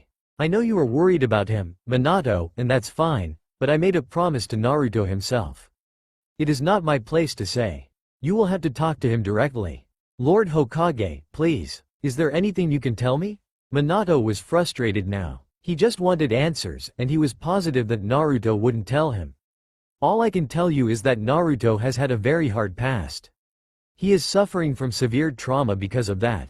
It will just take time, but I am sure that being on your team will do him great good. With that said, the Hokage dismissed Minato to go and get himself ready for his mission. Man. I guess I'm just going to have to be more observant of Naruto while we are on our mission. Maybe then I can get some more information. But what trauma could Lord Hokage be talking about? Minato was thinking this to himself as he arrived at the front gate to meet his team. Rin and Kakashi were already there waiting. Hello Rin. Hey Kakashi. Are the other two here yet? Minato figured Obito would be late, but he was more concerned with Naruto. No, they aren't. Kakashi answered plainly and then went to sit down to wait for who knows how long until the others got there. Obito was the next to arrive. Sorry I'm late. I had to help this old lady carry her groceries home, and then she wouldn't stop talking so it took me forever to get away. But I'm here now. You're such a loser. Can't you just stop making stupid excuses and show up on time like a real ninja? Kakashi was chewing Obito out, again. Well, now all we have to do is wait for Naruto. Minato let out a sigh as he kept his eye out for him. Naruto was sitting on the great stone face of the third Hokage. He used to always sit on his dad's stone face before it was destroyed during the war. It was a peaceful place where he enjoyed going to think. What do you think about this mission, Kurama? Naruto hadn't talked to Kurama a lot lately, so he decided now was a good time. So he entered his mindscape to talk to his friend. I think it is going to be a good time to talk to Minato. No way. It is way too soon for him to know. You insufferable brat. There are now 2 nine-tailed foxes here, your mom being the other one. You specialize in ninjutsu and you are most known for your Rasengan, which was created by your dad. So if he sees you use it, he will have a lot of questions. I know, Kurama. I'm not an idiot. I wasn't planning on using ninjutsu. That's why I've been working on my taijutsu. You are going to have to use it eventually. And you can't suppress your chakra forever. It is making your chakra signature different and they will figure it out. I know. I just need some more time. I can't just blurt out, hey I'm your son from 20-ish years in the future. It's so nice to meet you. I need to be able to find a way to explain it. You are so annoying, Naruto. Yeah, well so are you, you lazy fox. Oh, if I'm so lazy, why are you the one who is late for his first mission, huh? Mini Kakashi is so uptight. I decided to be late on purpose. I will say, I miss the future Kakashi. This Kakashi is even more annoying than you are. Hey, go to your mission, Naruto. It's time for my nap. Yeah, you lazy fox. Brat. Naruto jumped from the great stone face and made his way across the rooftops of the village towards the front gate. You're late, Naruto. Minato didn't sense anything off about Naruto when he finally arrived, which he thought was good. Yeah, sorry about that. A black cat crossed my path, so I had to take the long way. Naruto scratched the back of his head as he spoke, with a goofy smile on his face. Are you serious? Your excuse was even more lame than Obito's. I can't believe I had to deal with two losers on this team. Kakashi was irritated that Naruto, who seemed to be a Jonin-level ninja, couldn't show up on time for a mission. Naruto walked over to where Kakashi was standing and put a hand on his head and ruffled his hair a little. Hey now little brother, no need to be upset. If you're too uptight about everything you can lose something precious. He smiled at Kakashi and then walked away. Kakashi just stared at Naruto's back as he walked away. He was blushing furiously underneath his mask. Did he just call me little brother? Wait, why did it feel nice to have him rub my head like that? It was so caring. He barely knows me. Kakashi, are you coming? Kakashi was pulled from his thoughts by one of his teammates calling out to him. He noticed how they all started walking away from the village without him. Shit, yeah, I'm coming. He ran to catch up with everyone, and they finally started their mission. They had been running the majority of the day now, and the sun was starting to set. Alright everyone, Minato called out to everyone to stop. What's up, Minato-sensei? Rin asked. Kakashi and Obito nodded their heads to show they had the same question. We are going to stop here for the night. So let's set up camp before we lose the sunlight. After the instruction from their team leader, all 5 members dropped from the trees to set up camp. Rin was gathering firewood and Kakashi and Obito were laying down their sleeping pads. Naruto had laid his own pad down the farthest from everyone else, though he didn't plan on sleeping much anyways. He just didn't want to give anyone the chance to hear him sleep talk, plus he could keep an eye on everyone from where he was. When they had all finished setting everything up and had finished with their dinners, Minato decided to speak up. I don't think we will be interrupted, but just in case I believe that we should keep a watch throughout the night. I can take the first watch. The rest of you can get some sleep. Naruto was the first to speak up, volunteering to stay awake. That's alright, Naruto. I will take the first watch. Minato immediately turned down the offer. He wanted the kid to get some much-needed sleep. I will wake you up for the second watch, I promise. Alright, Naruto didn't like the idea of going to sleep, but he decided not to argue this time. It wasn't much longer before the 4 of them were all asleep and Minato was keeping watch. Along with keeping watch over the area, he was also keeping an eye on Naruto. He was lying down facing away from him, but he was tossing a lot. He could hear Naruto mumbling something in his sleep, so he decided to get a little closer so he could hear him better. No, not again. What is he talking about?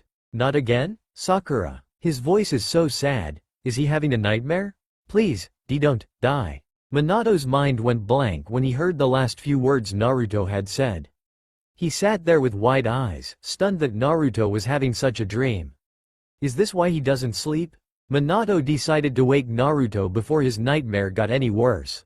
Naruto. Naruto jumped awake, grabbing one of his hidden kunai faster than you could see and held it out to the person who touched him. His tired eyes were still focusing and his mind was still leaving his nightmare when he heard a familiar voice. Hey, it's okay. It's just me. You're not there. Minato could tell Naruto wasn't fully awake yet, but his eyes still held a sadness in them, even with the fury he held the kunai with, thinking that Minato was an enemy. It's okay, Naruto. You're safe. It was after he said this that he noticed Naruto's eyes clear and his shoulders slump a little from the rigid state they were in. I'm sorry, Minato. You just scared me a little, and I don't wake up easily. Naruto felt guilty when he realized he almost just killed his dad, but he was grateful at the calming tone he spoke in. Wow, he was able to calm me down after that dream. Minato watched Naruto walk over to his guard spot. He could tell that he had done this before. Naruto was paying attention to every detail around them. Every blow of the wind and hoot of an owl. Naruto was listening to it all. Naruto? Minato decided now was as good a time as any to ask some questions. Yeah? Naruto's voice was kind as he spoke. Can I ask you some questions? Sure, go ahead. I'm not doing anything. Naruto chuckled at his own joke as he turned to face Minato. Minato laughed but decided to keep going. Well, first off, why did you call Kakashi little brother earlier? Naruto laughed quietly out loud. Haha. Well, he looks like a mini version of my old sensei, and he was like an older brother to me, so it just felt right for Kakashi to be like my little brother, ya know. Alright, Minato thought this was funny. So, do you look like your mom or your dad? Minato thought he might be able to learn more about Naruto if he asked less invasive questions. Well, both. I do look a lot like my dad. I get my hair and eyes from him, but I have my mom's face and her personality quirks, and her love for ramen of course. Minato caught a true and sincere smile lighting up Naruto's face. It made him look so much younger. Any more questions? Naruto asked. He still had a smile on his face. Yes, actually. This one may seem weird, but I noticed on the first day of training that your chakra felt weird. Why do you suppress it? This caught Naruto off guard. He had forgotten that his dad was really intuitive and really smart, and had the talent to sense chakra. Oh, well, I just have a lot of it, and it sometimes makes people scared of me. It's something I don't really even think about anymore. This was true. He just left out the part about all the tailed beasts and the Sage of Six Paths to keep it simple. I can understand that. Minato didn't want to be too pushy. He was just glad Naruto was answering his questions. Now it was time for the hard question. Now, please, feel free not to answer, but I heard you talking in your sleep before I woke you up. May I ask, who is Sakura? Minato was worried that he had crossed a line. He watched as Naruto's face dropped its smile and became sad. His eyes became glossy and unfocused, and Minato noticed a small tear fall down his face. It had been a while since he had asked about this mysterious girl, and Naruto was still staring out into nothing. Minato was about to tell him not to worry about it when Naruto finally spoke up. She was one of my teammates and a dear friend. Naruto's voice was barely above a whisper when he spoke. What happened to her? Minato thought that he could help Naruto more if he just got him to talk about what he was feeling rather than keeping it to himself. She exhausted all of her chakra saving me. What do you mean? Minato spoke softly so he didn't startle Naruto. He just didn't want him to stop talking. Naruto took a deep breath before he started talking. I made a stupid choice to rush into a fight half-ed. I didn't know who the enemy was, but I went anyway and ended up getting hurt enough that I almost died. Sakura, she used up every ounce of her chakra to heal me. She saved my life, but lost hers because of it. Naruto turned away from Minato after that, trying to wipe at his now wet eyes. Minato could almost feel the regret that was rolling off of Naruto at that moment. So he feels responsible for her death then? That's a heavy burden to place on anyone.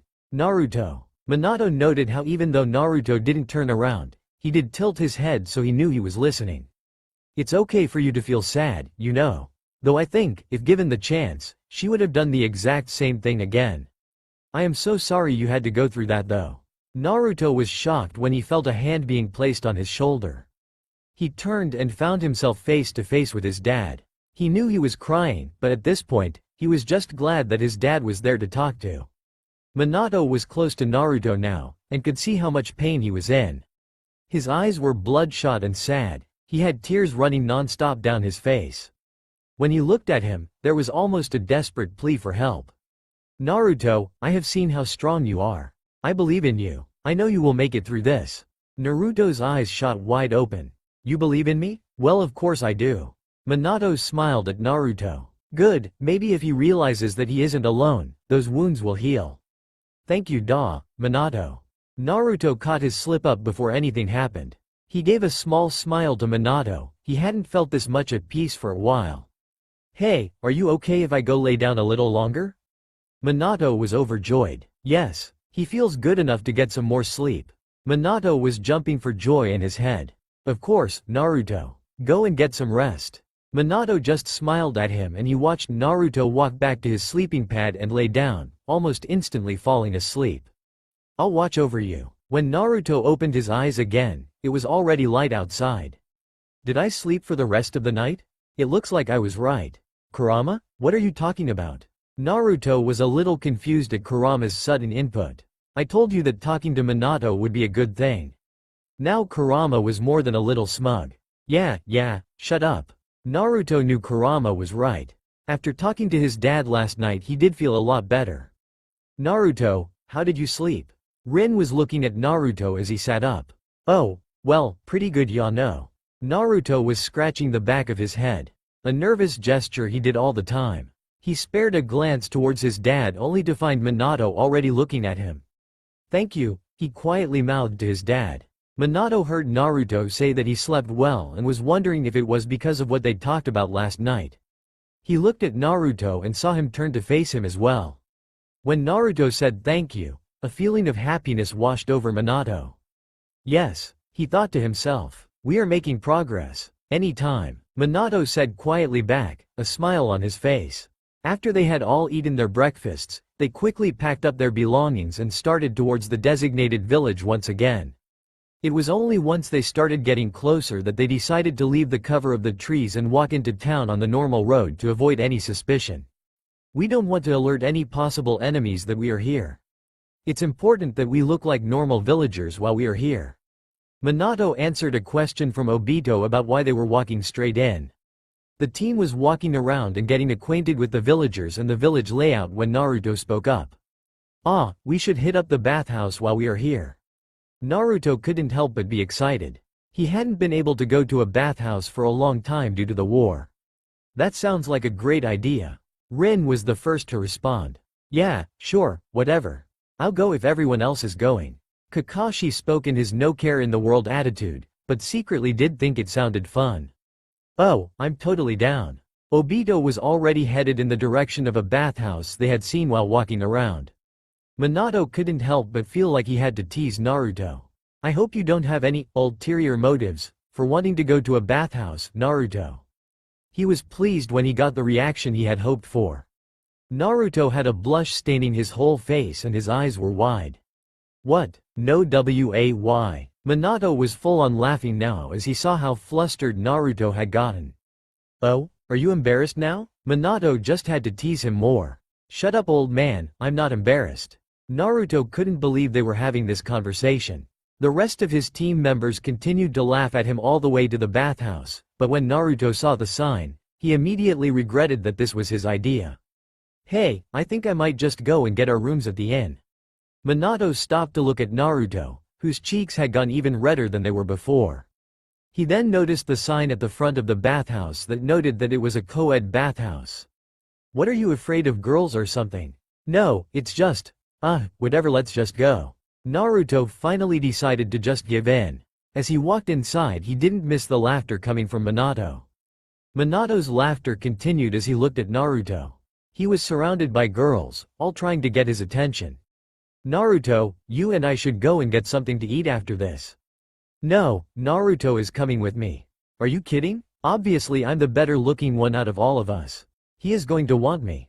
Naruto was trying his hardest to slip away from the crazy girls around him while they were arguing. When he finally made his way over to Minato he was beyond embarrassed. I'm guessing this is why you didn't want to come here. Minato was trying to be sympathetic but he still couldn't help but laugh. This kid is one of the strongest shinobi I have worked with, and he is always so down. I can't believe girls make him this embarrassed. Minato was still laughing to himself when Naruto spoke up. Shut up. It's so annoying, and it never stops. I swear it is like this wherever I go. It's true. Whenever Naruto went anywhere, before the war started, girls would follow him around like shadows, always trying to win his affection.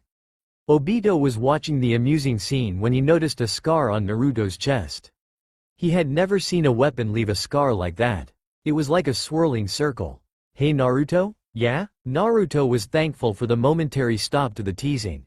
I noticed that scar that you have. Where did you get it? Naruto didn't know what to say. He couldn't exactly say that he got it from Madara Uchiha. He was supposed to be dead. Oh, well, it was made by a chakra chain. This is in part the truth, just not all of it. What's a chakra chain? Minato and Obito asked at the same time. Kakashi and Rin were also watching in interest. Well, I don't know that much about it. All I know is that I was impaled by it, and it was basically feeding off my chakra. Naruto didn't want to talk about the war, even less about that time, but fate had other plans for him it seemed like. How did you get away? Rin was the first to ask. Oh, well I don't really know. I had passed out before I was saved. All I know is that it was a friend who saved me. She died in the process. Naruto sent a desperate glance to Minato, hoping he would understand. Minato understood Naruto's glance immediately. That must be about Sakura. I can understand why he wouldn't want to talk about it. Hey, let's lay off Naruto. Why would someone risk their own life for someone else? The mission is what's important. Kakashi cut Minato off. He was upset that someone would disobey the rules like that, and that it got them killed. Naruto wanted to glare at Kakashi. This is not the same Kakashi. How could he say something like that? I want to give him a piece of my mind. Naruto was just about to walk towards Kakashi when Minato grabbed his arm.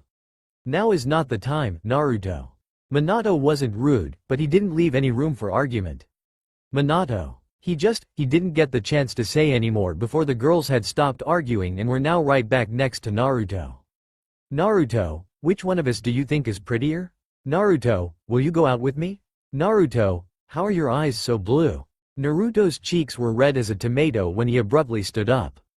I'm done here. I'm going to go and get our rooms. He was frustrated with Kakashi, fed up with fangirls and depressed at the negative reminder of Sakura. Without sparing a glance to anyone he walked back to the dressing room to change. Naruto was walking back towards the inn they had decided to stay at and he was lost in his own thoughts when he accidentally ran into someone. Oh, I am so sorry. I wasn't watching where I was going, ya know. Naruto backed up to look at the person he had run into, and what he saw made his breath stop. Don't sweat it, kid, it's okay. At least it's not my brother, I would say. Now I'm sure you don't know, but I'm Killer Bee. I know it's a pleasure to be meeting me. It's Octopops. Shit, Kurama, what do I do? Naruto was freaking out. He knew Cloud Ninjas were supposed to be here, but he didn't expect to run into them so soon, let alone have them be anybody he knows. Shit, if Octopops is here, it must be with him. This is so not good. Calm down, Naruto. You can't let him know that you are from the Leaf Village. He is still the enemy in this time. Kurama was working on calming Naruto down before anything bad happened. Oh, well it's good to meet you. Though I still feel bad for running into you like that. Naruto spoke as casually as possible, scratching his head to make it more believable. No worries about that fool, ya fool. Killer Bee didn't seem to recognize Naruto as a ninja. I guess I'd better start heading towards the inn now, or else I won't get a room, ya know. Naruto was trying to get away from Octopops as soon as possible. He couldn't afford for them to get caught now. Alright my homes. He held a fist out toward Naruto for a fist bump. Naruto reached his fist out, not quite knowing what to do. The bump of their fists was short and after a small smile from both of them, they each walked off in different directions. Naruto took a deep breath as he was walking away. Great, it just had to be Octopops, didn't it? When Naruto got to the inn he wasn't really in the mood to do much. Can I get 2 single rooms and 1 triple room please? He didn't really want to share a room with anyone. He knew he was going to have another nightmare tonight because of everything that happened. I'm sorry sir, but most of our rooms have been booked. I can give you 1 single room and 2 double rooms. That's all I've got. Naruto turned towards the innkeeper as she spoke. Man, I feel kinda bad for her. No, that's fine. Thank you. He knew that there was nothing he could do about it, and he didn't want to be mean to the woman just for doing her job. He smiled as he took the 3-room keys, and just as he was about to go back to the bathhouse to gather everyone up and give them their keys, the other 4 members of his group walked through the door of the inn. Ah, Naruto. I assume you were able to get our rooms situated? Minato asked when he saw Naruto standing by the desk. Of course I did, ya know. I always follow through with what I say I'll do. Though we will have to pair up. Rin, here is the key to your room. Naruto handed Rin the key to the single room as he turned to face the other 3. Man, I do not want to room with Dad, he'll just keep asking questions. And though I don't hate him anymore, I really don't want to share with Obito. I suppose Minato and Obito can share a room, and I will share with Kakashi. Kakashi was about to argue when Minato cut in. That sounds good. Now, everyone get some good rest for the night. We will be busy tomorrow. Minato, Rin and Obito all turned and walked off towards their rooms, but Kakashi was still standing by the doorway.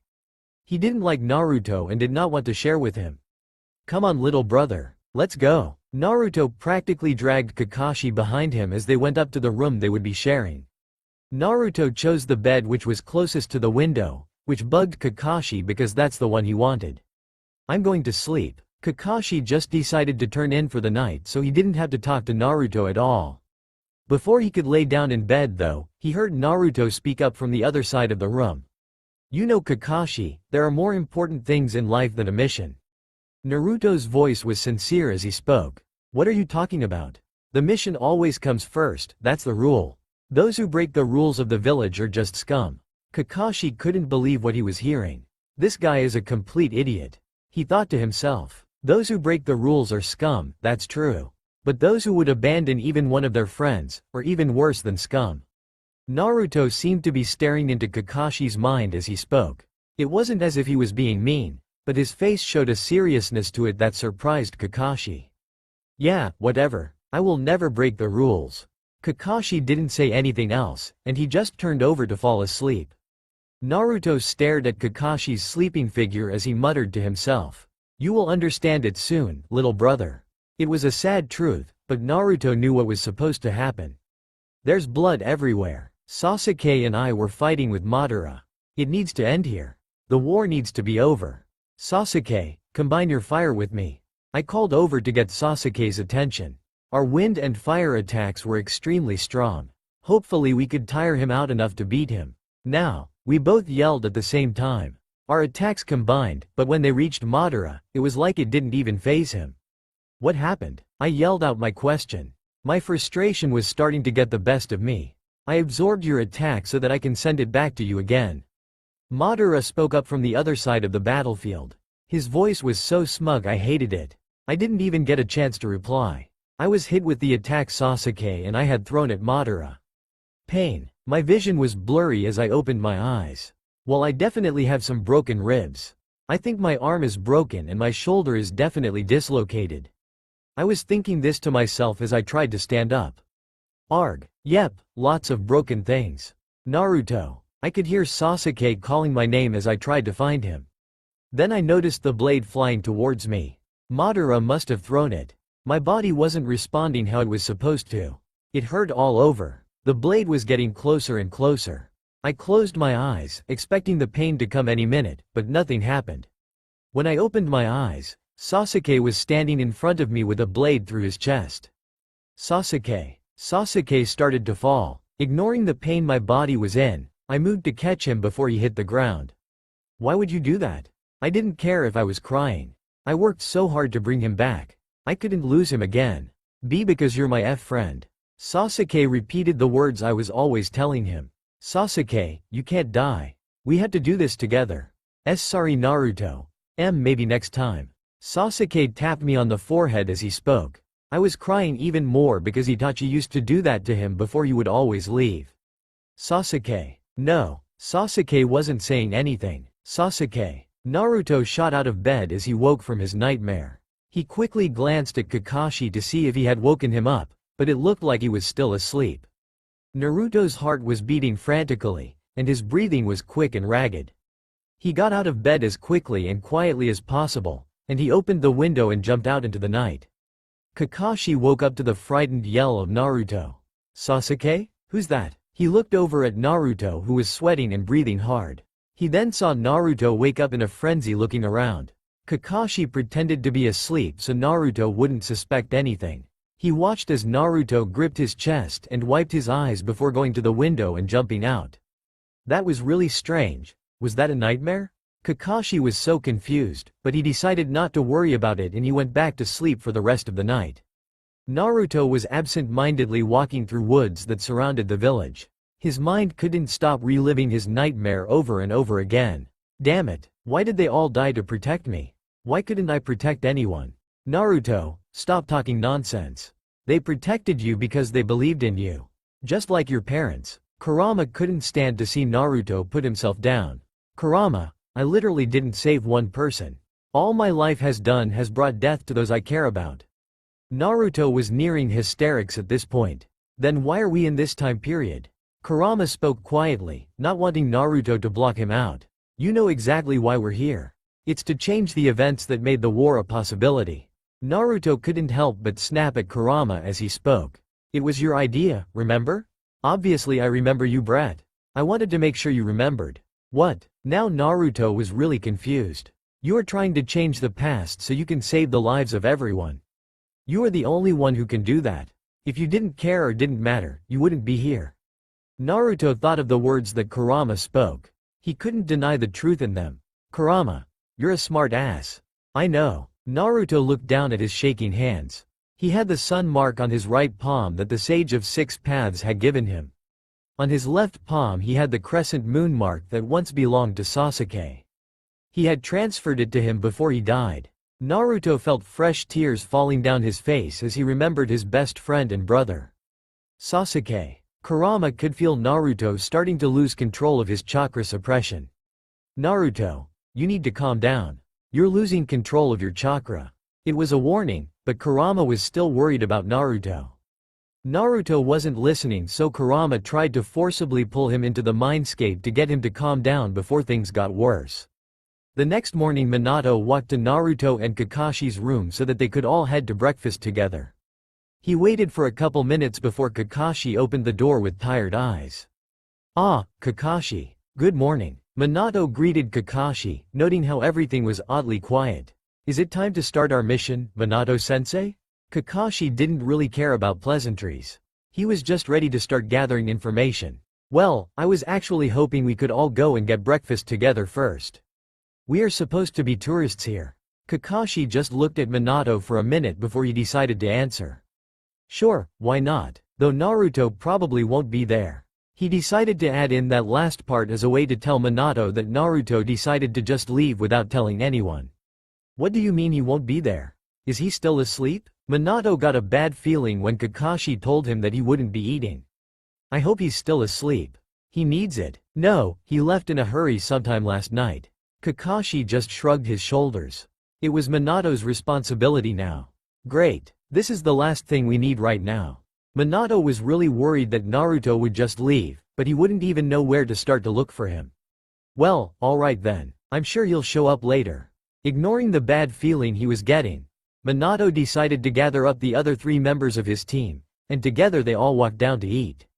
They had all been eating together for a little over 15 minutes when they felt a tremor shake the building. Minato-sensei, that was no ordinary earthquake. What was that? Kakashi, who had previously been silent, was the first to speak up. Minato was only partially listening. That was a shockwave from chakra. He magnified his senses so that he could try and detect whose chakra it was and where they were. His answer was one he had feared the most. Naruto. Minato didn't even wait for his students before he was on his feet and running as fast as he could towards where he could sense the chakra coming from. Please be okay, Naruto. When Minato finally arrived at the spot in the woods, what he saw made his eyes widen and his jaw drop. Naruto was hunched over on the ground and Minato could tell that he was having a hard time breathing. The air was swirling around him at extreme speed. Gold chakra was tracing a circle in the ground around him and rising towards the sky. This amount of chakra is unheard of. And it's gold. Minato was awestruck. No wonder he said he normally suppresses it. This is intense, even for me. And I'm married to Kushina. As Minato was watching Naruto, trying to figure out how to reach him, he suddenly felt more unknown chakra signatures making their way towards them. He could tell that there were at least 12 of them. This is not good. Minato was only able to get a couple steps closer to Naruto when the others showed up. What are you leaf brats doing here? The man that spoke was a large, muscular man. He had large weights around each wrist and a lightning tattoo on his right bicep. Judging by your appearance, you must be the cloud shinobi known as Am I wrong? Minato spoke directly to the man, all the while inching closer towards Naruto. It seems you know who I am. That makes little difference, since we are going to kill you now. I spoke to the other shinobi around him, though almost all of them were looking at Minato in horror. Sir, that's the yellow flash of the leaf. We have been given orders to flee on sight if we encounter him. One brave ninja spoke up from the group, earning a cold glare from A. I don't care who he is, there are 12 of us and only one of them is in fighting condition. The other was lucky enough to get caught in our trap. A was casting a devilish smile towards the young boy who was on the ground. What did you do to Naruto? Minato was more worried about his companion than anything else. We made a trap in the woods here that anyone who entered with a strong enough chakra would be stuck in a genjutsu. He is probably living in his worst nightmare right about now. What? Minato was terrified at the news. No. His worst nightmare could be something really bad. Minato pulled out his flying Raijin kunai to get ready to teleport to Naruto's side, but in just the blink of an eye, he found himself face to face with He's fast. Minato barely managed to dodge the attack in time, but it took him farther from Naruto. Naruto, wake up. He knew it probably wouldn't work, but he had to try. It was the only option left. A was laughing maniacally now. You can't wake him up. This was a trap designed to be unbreakable. Naruto could barely hear his name being called over the beating of his own heart. Who was that? The voice sounded familiar, but he couldn't think hard enough to place who it belonged to. Naruto was staring at a scene he never wanted to see again. No, he yelled as loud as he could, but no one could hear him. He was in the war again. He was watching as his friends fell one after the other. He was paralyzed with fear. He couldn't stop shaking and tears fell uncontrollably from his eyes. He watched when Madara chained him up to watch as he tortured those he loved right in front of him just for the sick pleasure of it. No, stop, please. He felt like a child who needed saving. 2. Naruto turned to a new sound. AR-2. What is it saying? He thought to himself. Naruto. Dad. Like a spell had been lifted off of him. Naruto's eyes flung open. His chakra was spinning out of control, but more importantly he could feel the chakra of 12 enemy shinobi and his dad's chakra among them. Dad. He quietly whispered this to himself as he stood up. He was angry now, more angry than he had felt in a while. What he heard next made him snap. I can't wait to take your head back to the cloud, yellow flash. A was throwing punch after punch at Minato, who barely managed to dodge each one, until he noticed Naruto's chakra change slightly. It distracted him long enough that A finally got a hit in, sending Minato flying 30 feet in the opposite direction until he slammed into a tree with extreme force. Naruto watched as his dad got sent flying into a tree. No sooner had he thought this, he let the suppression on his chakra fully go and let an extreme killing intent flow through the area he was in. How dare you? Every eye in the forest turned to look at the boy who had managed to escape the genjutsu trap. His chakra was so powerful it nearly brought everyone to their knees. Even A could feel the killing intent that was seeped through every molecule around them. B, who had been watching the fight ensue, recognized the young boy as the one he had met the previous night. I really don't like killing, but if you guys don't leave right now, I will not hesitate to dispose of all of you. Naruto was livid. He was sick of seeing those close to him get hurt. Especially by those he once called comrades. 10 of the shinobi were trembling so hard they couldn't move. A was glaring at the boy like he was worth even less than the mud on his shoes. You stupid fools, don't let this boy scare you. You are shinobi of the cloud, you are better than he is. At the command of their leader the shinobi all ran to attack Naruto at the same time. They figured that if they all attacked, he wouldn't have the option to defend himself. But when they got to him, they were proven to be very wrong. Naruto could sense that they were going to attack and got himself into his fighting stance, ready to attack. He knew that with his dad around he could only use taijutsu. He ended up taking down 3 of them before the others could even realize what was going on. Alright, 3 down and 7 to go. Ow! Minato was trying to stand up after getting thrown into the tree. Man, that was a good punch. Minato then noticed the sound of fighting from where he had just been. He looked over to see Naruto fighting off 10 of the Cloud Ninja all by himself. I've got to help him. Minato was still trying to move when he heard Naruto yell at him. Minato, you stay there, I'll be okay. He was talking while still focusing on his fight. Minato couldn't deny that Naruto was handling himself really well. I'm in no condition to fight anyways, I guess. Minato was thinking this to himself as he just relaxed back against the tree. He watched as Naruto took down each and every ninja that was trying to attack him. Wow, he's using only taijutsu. He's really good. Naruto finished off the last of the ninja and turned to face Killer B and A. How dare you? A was furious, but was cut off by Naruto. Now, you guys are in the land of fire. You are the ones trespassing here. Leave and go back to your own land with your dignity before things get worse. I think we should listen to him, my brother. Killer Bee spoke up for the first time. He was looking at Naruto with interest. What? How could you say that, Bee? He just took down 10 Cloud Shinobi. I could barely contain the anger he was feeling at that moment. I like this kid. He's got guts. I could tell Bee was serious because he wasn't rhyming anymore. Plus he is correct, my brother. We are the ones in their land. He had every right to attack. Bee nodded to Naruto, who nodded back. Fine. I started to speak, noting that Bee was right but not wanting to admit it. But mark my words, boy. The next time we meet, it won't be a friendly one. Yeah, you were never friendly to begin with. That was all Naruto could think as he mentally rolled his eyes at his comment. He then noticed Killer Bee coming towards him. That was a gutsy move, my homie, Naruto. Killer Bee put his fist out for Naruto. Huh, yeah, but I don't ever give up, ya know. Naruto bumped his fist against Killer Bee and they then parted with a small smile. Naruto watched as A and Killer Bee gathered up the other shinobi, who Naruto had left injured but alive. Only after they had disappeared did Naruto relax, before remembering about his dad. Minato. He ran over to where his dad was. Hey, are you okay? Yeah, I'm fine, just a little bruised. He tried to stand up to show he was okay, but he was hit with a stabbing pain in his leg and side. Arg? Minato started to fall back down but was caught by Naruto. Oh yeah, you're totally fine, old man. Naruto rolled his eyes as he half-carried Minato back to the village. Hey, who are you calling old? I'm not that much older than you, kid. Minato was glad for the light-hearted conversation. Huh, you're still old to me. Naruto couldn't help but feel sassy. He was just glad that his dad was okay. When Naruto got Minato back to his room at the inn, he began healing him. You know medical ninjutsu? Minato was surprised. He didn't know that Naruto had that ability. Well, yeah, I'm not super good at it though, and it takes a lot of concentration. But my friend taught me. Naruto had a slight sad smile on his face as he thought of Sakura.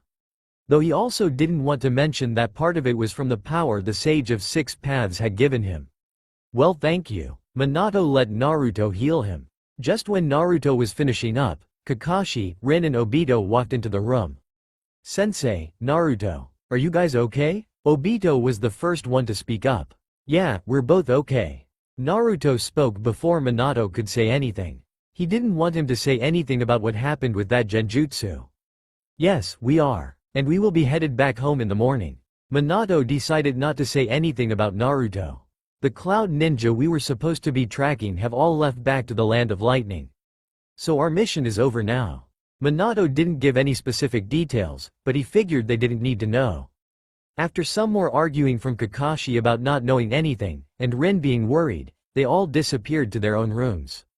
Kakashi was about to fall asleep when he noticed that Naruto hadn't come back to the room yet. This guy is so irresponsible. He was frustrated that Naruto didn't seem to care about actually completing anything. Naruto was standing outside his window listening to Kakashi complain about him. Oh man, he really is different as a kid, huh? Naruto was laughing to himself as he thought of Kakashi throwing a fit. Oh well, he'll change eventually. They were all getting ready to set out the next morning when Minato noticed the shadows under Naruto's eyes. He must have stayed up all night again. Minato sighed, because he knew there was nothing in particular that he could do for him.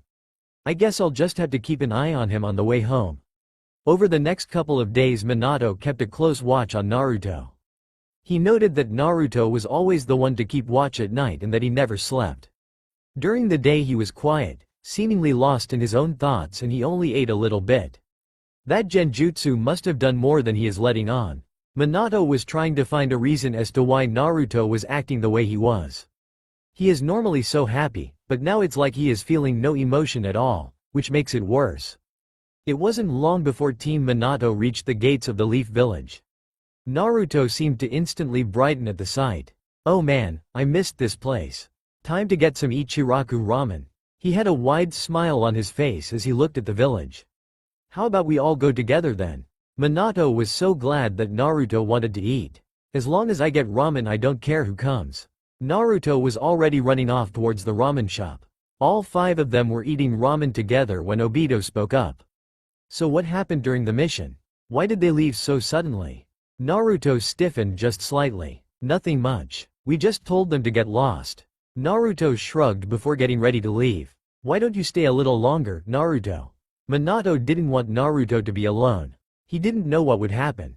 Nah, it's okay. I'll go report on the mission to Gramps. Naruto was just about to walk away when a blur all of a sudden rushed past and Minato was tackled to the ground. When Naruto looked at who it was, he couldn't believe his eyes. Naruto was staring at a beautiful woman with long red hair, wearing a green dress over a white shirt. She was facing away from him, but he knew that once she turned around he would be looking at the violet of his mom. Naruto knew he had to move, he had to get away, but he was stuck. Minato, why didn't you tell me you were getting back today? I've been worried, Yano. Kushina hit Minato over the head while she was talking. Kushina, we just decided to get some food first after all that traveling. Minato was trying to soothe Kushina before she destroyed something. Then he remembered Naruto. Hey Kushina, remember that new team member I was telling you about? Kushina visibly brightened. Of course I do, Yano. Well, Minato pointed to somewhere behind Kushina. He's right behind you. Kushina spun around as fast as she could, noticing a young boy who looked to be in his late teens staring at her as if he was looking at a ghost. You're Naruto, right? Minato's new teammate? She waited for a response but the boy just kept staring at her. You've gotta say something, Naruto.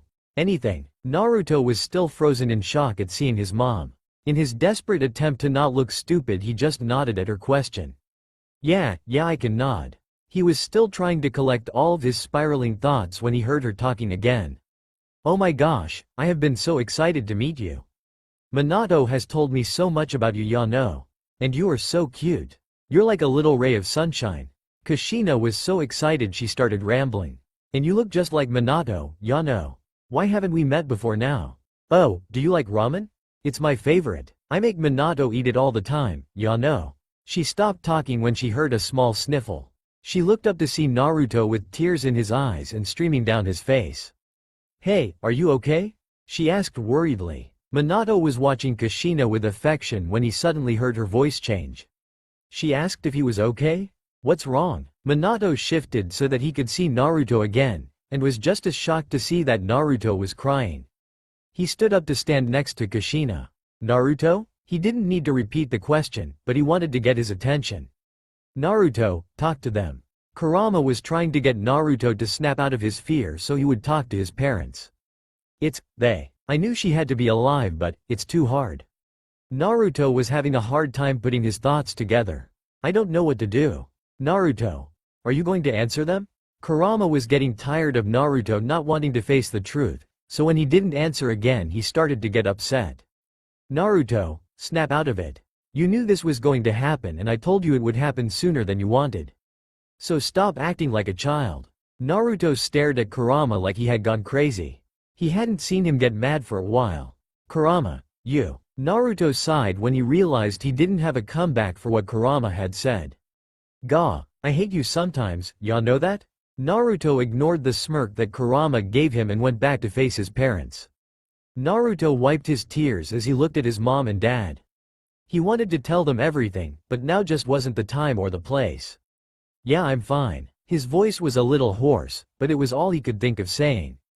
Are you sure? Kushina and Minato spoke at the same time. Why yeah, I'm good, ya know. Naruto accidentally let his verbal tick out and tried to cover it up as quickly as possible. So what's your name again? It's Kushina, ya know. Kushina stuck out her hand to shake the boy's hand. Naruto laughed to himself. How many times has she said ya know now? She says it more than me. It's good to finally meet you too. Naruto went to shake his mom's hand when she all of a sudden doubled over in pain, clutching her stomach. Mom, Kushina. Minato caught Kushina as she was falling. Hey, what's wrong? I don't know. I just got an intense pain in my stomach. Kushina was trying to explain what was happening. Arg, it's not stopping. I've gotta get out of here. Naruto ran off as fast as he could.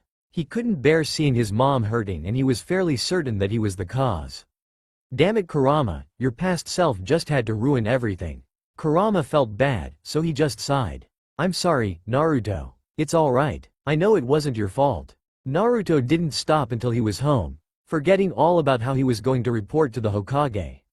Minato noticed the scared look on Naruto's face before he disappeared. He wanted to follow him, but he had more important things to do. He stood up, pulled Kushina into his arms and rushed off to the hospital to make sure she was okay. "Minato, I told you, I feel fine now. You don't have to worry so much, ya know." Kushina felt bad at the worried look Minato had.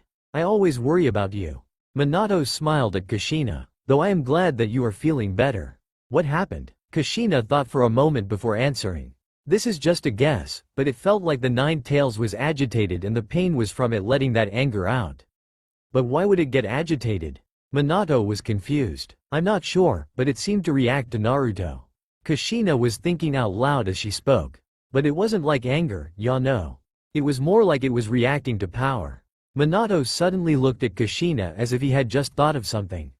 "Well, Naruto does have an extremely strong chakra. I only got a glimpse of it on our last mission. But he is very strong." He thought about how kind Naruto always was, but how he always seemed to be sad and in pain. "But I can't see him being a threat. He cares deeply about those around him. Don't worry, Minato." Kushina smiled at him. "I like him. He sort of reminds me of you, ya know." Minato looked at Kushina with amusement dancing in his eyes. "Oh yeah? He reminds me of you. He even does the same thing you do and says ya know all the time." Minato was laughing now. "I'm glad you like him though." Minato stayed with Kushina until she was released later that day and then he brought her home to rest some more. When he was sure Kushina was asleep, he decided that he would go and look for Naruto to try and find out any more information. Where on earth could he be? Minato had checked his apartment, the training grounds, Ichiraku's, but no matter where he looked he couldn't find Naruto anywhere. Naruto was sitting on the great stone face of the third Hokage again. It was the only place where he felt he could think. Could it be because of the Sage of Six Paths power that made the old you act up? Naruto was talking to Kurama to get some ideas. "Yeah, that could be it. We were made by him, and he was the only one I respected before you." Kurama could see the truth in what Naruto was saying. "The best option would be for me to just stay away for a while. What do you think?" Naruto was depressed that he would have to stay away, but he knew it was for the best. "I want to say no, but yes, I believe that is the best decision for now." Kurama didn't know what else to say, so he left Naruto to his own thoughts. Naruto sat where he was until the sun started going down. He had made the decision that he would send out his shadow clones to try and find information on everything going on. He wanted to find out where Orochimaru was, if Nagato had lost Yahiko yet, and he needed to find out about the Madara from this time that had corrupted Obito. He decided that going to the forest at the edge of the village was the best place to start so that his clones didn't alert anyone. Multi-shadow clone jutsu. Naruto made 400 shadow clones and directed them to where they needed to go. Alright, now we just have to wait. It has been 3 weeks since Minato had seen Naruto. He was pretty sure that he was purposefully avoiding him, but when he asked the others, they all said that they hadn't seen him either. Where could he be? Minato decided to make his way to the Hokage's office for the third time. He had been going there once a week since Naruto disappeared. Minato entered the office when he heard, "Come in," from the other side. "Lord Third." Minato began to speak up when he was interrupted. "Minato, I don't know where Naruto is." The Hokage already knew what Minato was there for. "But Lord Hokage, no one has seen him in almost a month. There has to be something wrong." "Minato, wherever Naruto is, I am sure he can handle things himself." "But sir, I know he hardly sleeps and he doesn't eat very much. It's not his strength or combat skills I'm worried about." Minato was willing to try anything to get information on where Naruto had gone, but the Hokage had different plans. "Minato, I understand that you are worried about him, but I think he wants to do things alone right now. I promised him I would not say anything." Minato was surprised by what the Hokage said. He wants to be alone? Why? His mind was racing with ideas as he reluctantly left the Hokage's office. "Oh, I know. I bet Jiraiya sensei will know. He's the best person to ask when it comes to gathering intel. And I know just where he is." Minato made his way to the next village over. He knew that Jiraiya was staying there. He walked past inns, restaurants and bars. He didn't need to guess as to where he would find his sensei. Minato had stopped outside the bathhouse with a sigh. "Jiraiya sensei, you are so predictable." With that thought in mind he entered the bathhouse. "It's good to see you again, Jiraiya sensei." Minato spoke a little louder than normal just so that he could get Jiraiya's attention. Jiraiya, a middle-aged man with long and spiky white hair that was tied in a ponytail, turned to face Minato. He had a red line going from the corner of each eye down to his jawline, and he had a guilty look on his face. Minato. It's good to see you. But what are you doing here? Minato was shaking his head at Jiraiya and the fact that he was trying to hide what he was so obviously doing. Jiraiya-sensei, you can drop the innocent act. I do know what you were doing. As to why I'm here, I need your help with something. What? Minato. You only come to see me when you need something. Jiraiya was pouting now. You know that's not true. Kushina and I have you over for dinner all the time. That's true. Jiraiya nodded his head to what Minato was saying. Minato, noticing that Jiraiya was only half paying attention, decided to get straight to the point. Jiraiya-sensei, over the last few weeks, have you gotten any intel on a 17-year-old blonde? His name would be Naruto. He wears orange pants, a black long-sleeve shirt with 3 orange bands around each arm, and he often wears a red high-collared cloak that has black flames on it. Jiraiya listened intently to the description that Minato gave him. Yes, I believe it does sound familiar. Let me check. Jiraiya pulled out his small notebook that he used to keep his notes in.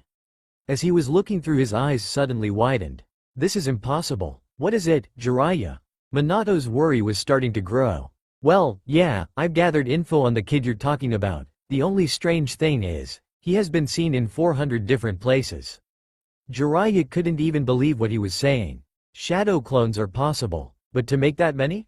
That is unheard of. The amount of chakra alone is unthinkable. Minato was thinking about this information as he spoke up.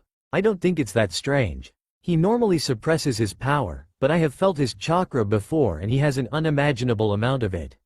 That is interesting. What else do you know about this boy? Not much, I'm afraid. He keeps to himself a lot. Inoichi and the Hokage both trust him, as do I. He is very kind, and he is always smiling, but I am extremely worried about him. On our last mission 3 weeks ago, he was having nightmares about his friends dying and he almost never slept. I'm afraid that something is going to happen to him. Jiraiya thought long and hard about what Minato was saying. What happened just before he disappeared? Well, we had just gotten back from the mission, and we were eating at Ichiraku's when Kushina ran up to us. I introduced her to Naruto, who seemed worried about something. Suddenly Kushina started getting intense pain from her seal of the 9 tails. Just before Naruto disappeared, I caught a glimpse of fear on his face. I haven't seen him since. If he has that many shadow clones, it's going to take some time. Jiraiya noticed the worry on Minato's face as he spoke. I'll tell you what, Minato. You go back to the Leaf Village. I will look for the kid and bring him back when I find him. Minato's eyes snapped back up to meet Jiraiya's as he got this new information. You're going to find him? You know it. Now you go be with that lovely wife of yours. Put at ease by the fact that the best tracker he knew of was going to look for Naruto, Minato headed back home. Hey, did you hear how a new shinobi took down a dozen enemy ninja? I heard he did it using only one hand. No way. That's so cool. Yeah, they say his name is Naruto, but that he has been gone on missions almost constantly, so we can't even see him. Dang it, I was hoping to see him. Minato was listening to the rumors that kids were spreading as he was headed back home. Naruto seems to have become quite popular around here. Minato was smiling to himself at how infatuated everyone seemed to be about Naruto. The poor kid is going to have a fan club when he gets back. And he already gets embarrassed easily. Minato was laughing as he arrived back home.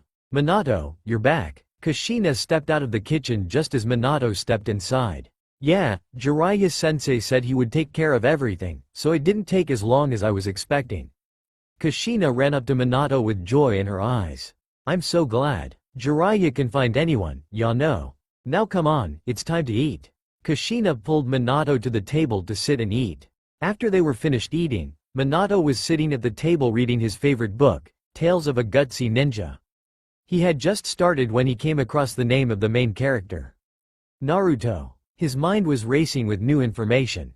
He has the same name as this hero. He even thinks the same way. I should have figured that out sooner. Maybe that's why he always seems so familiar. Minato decided that he needed to rest. So much had happened in such a short amount of time, that he knew he was going to go crazy if he didn't relax.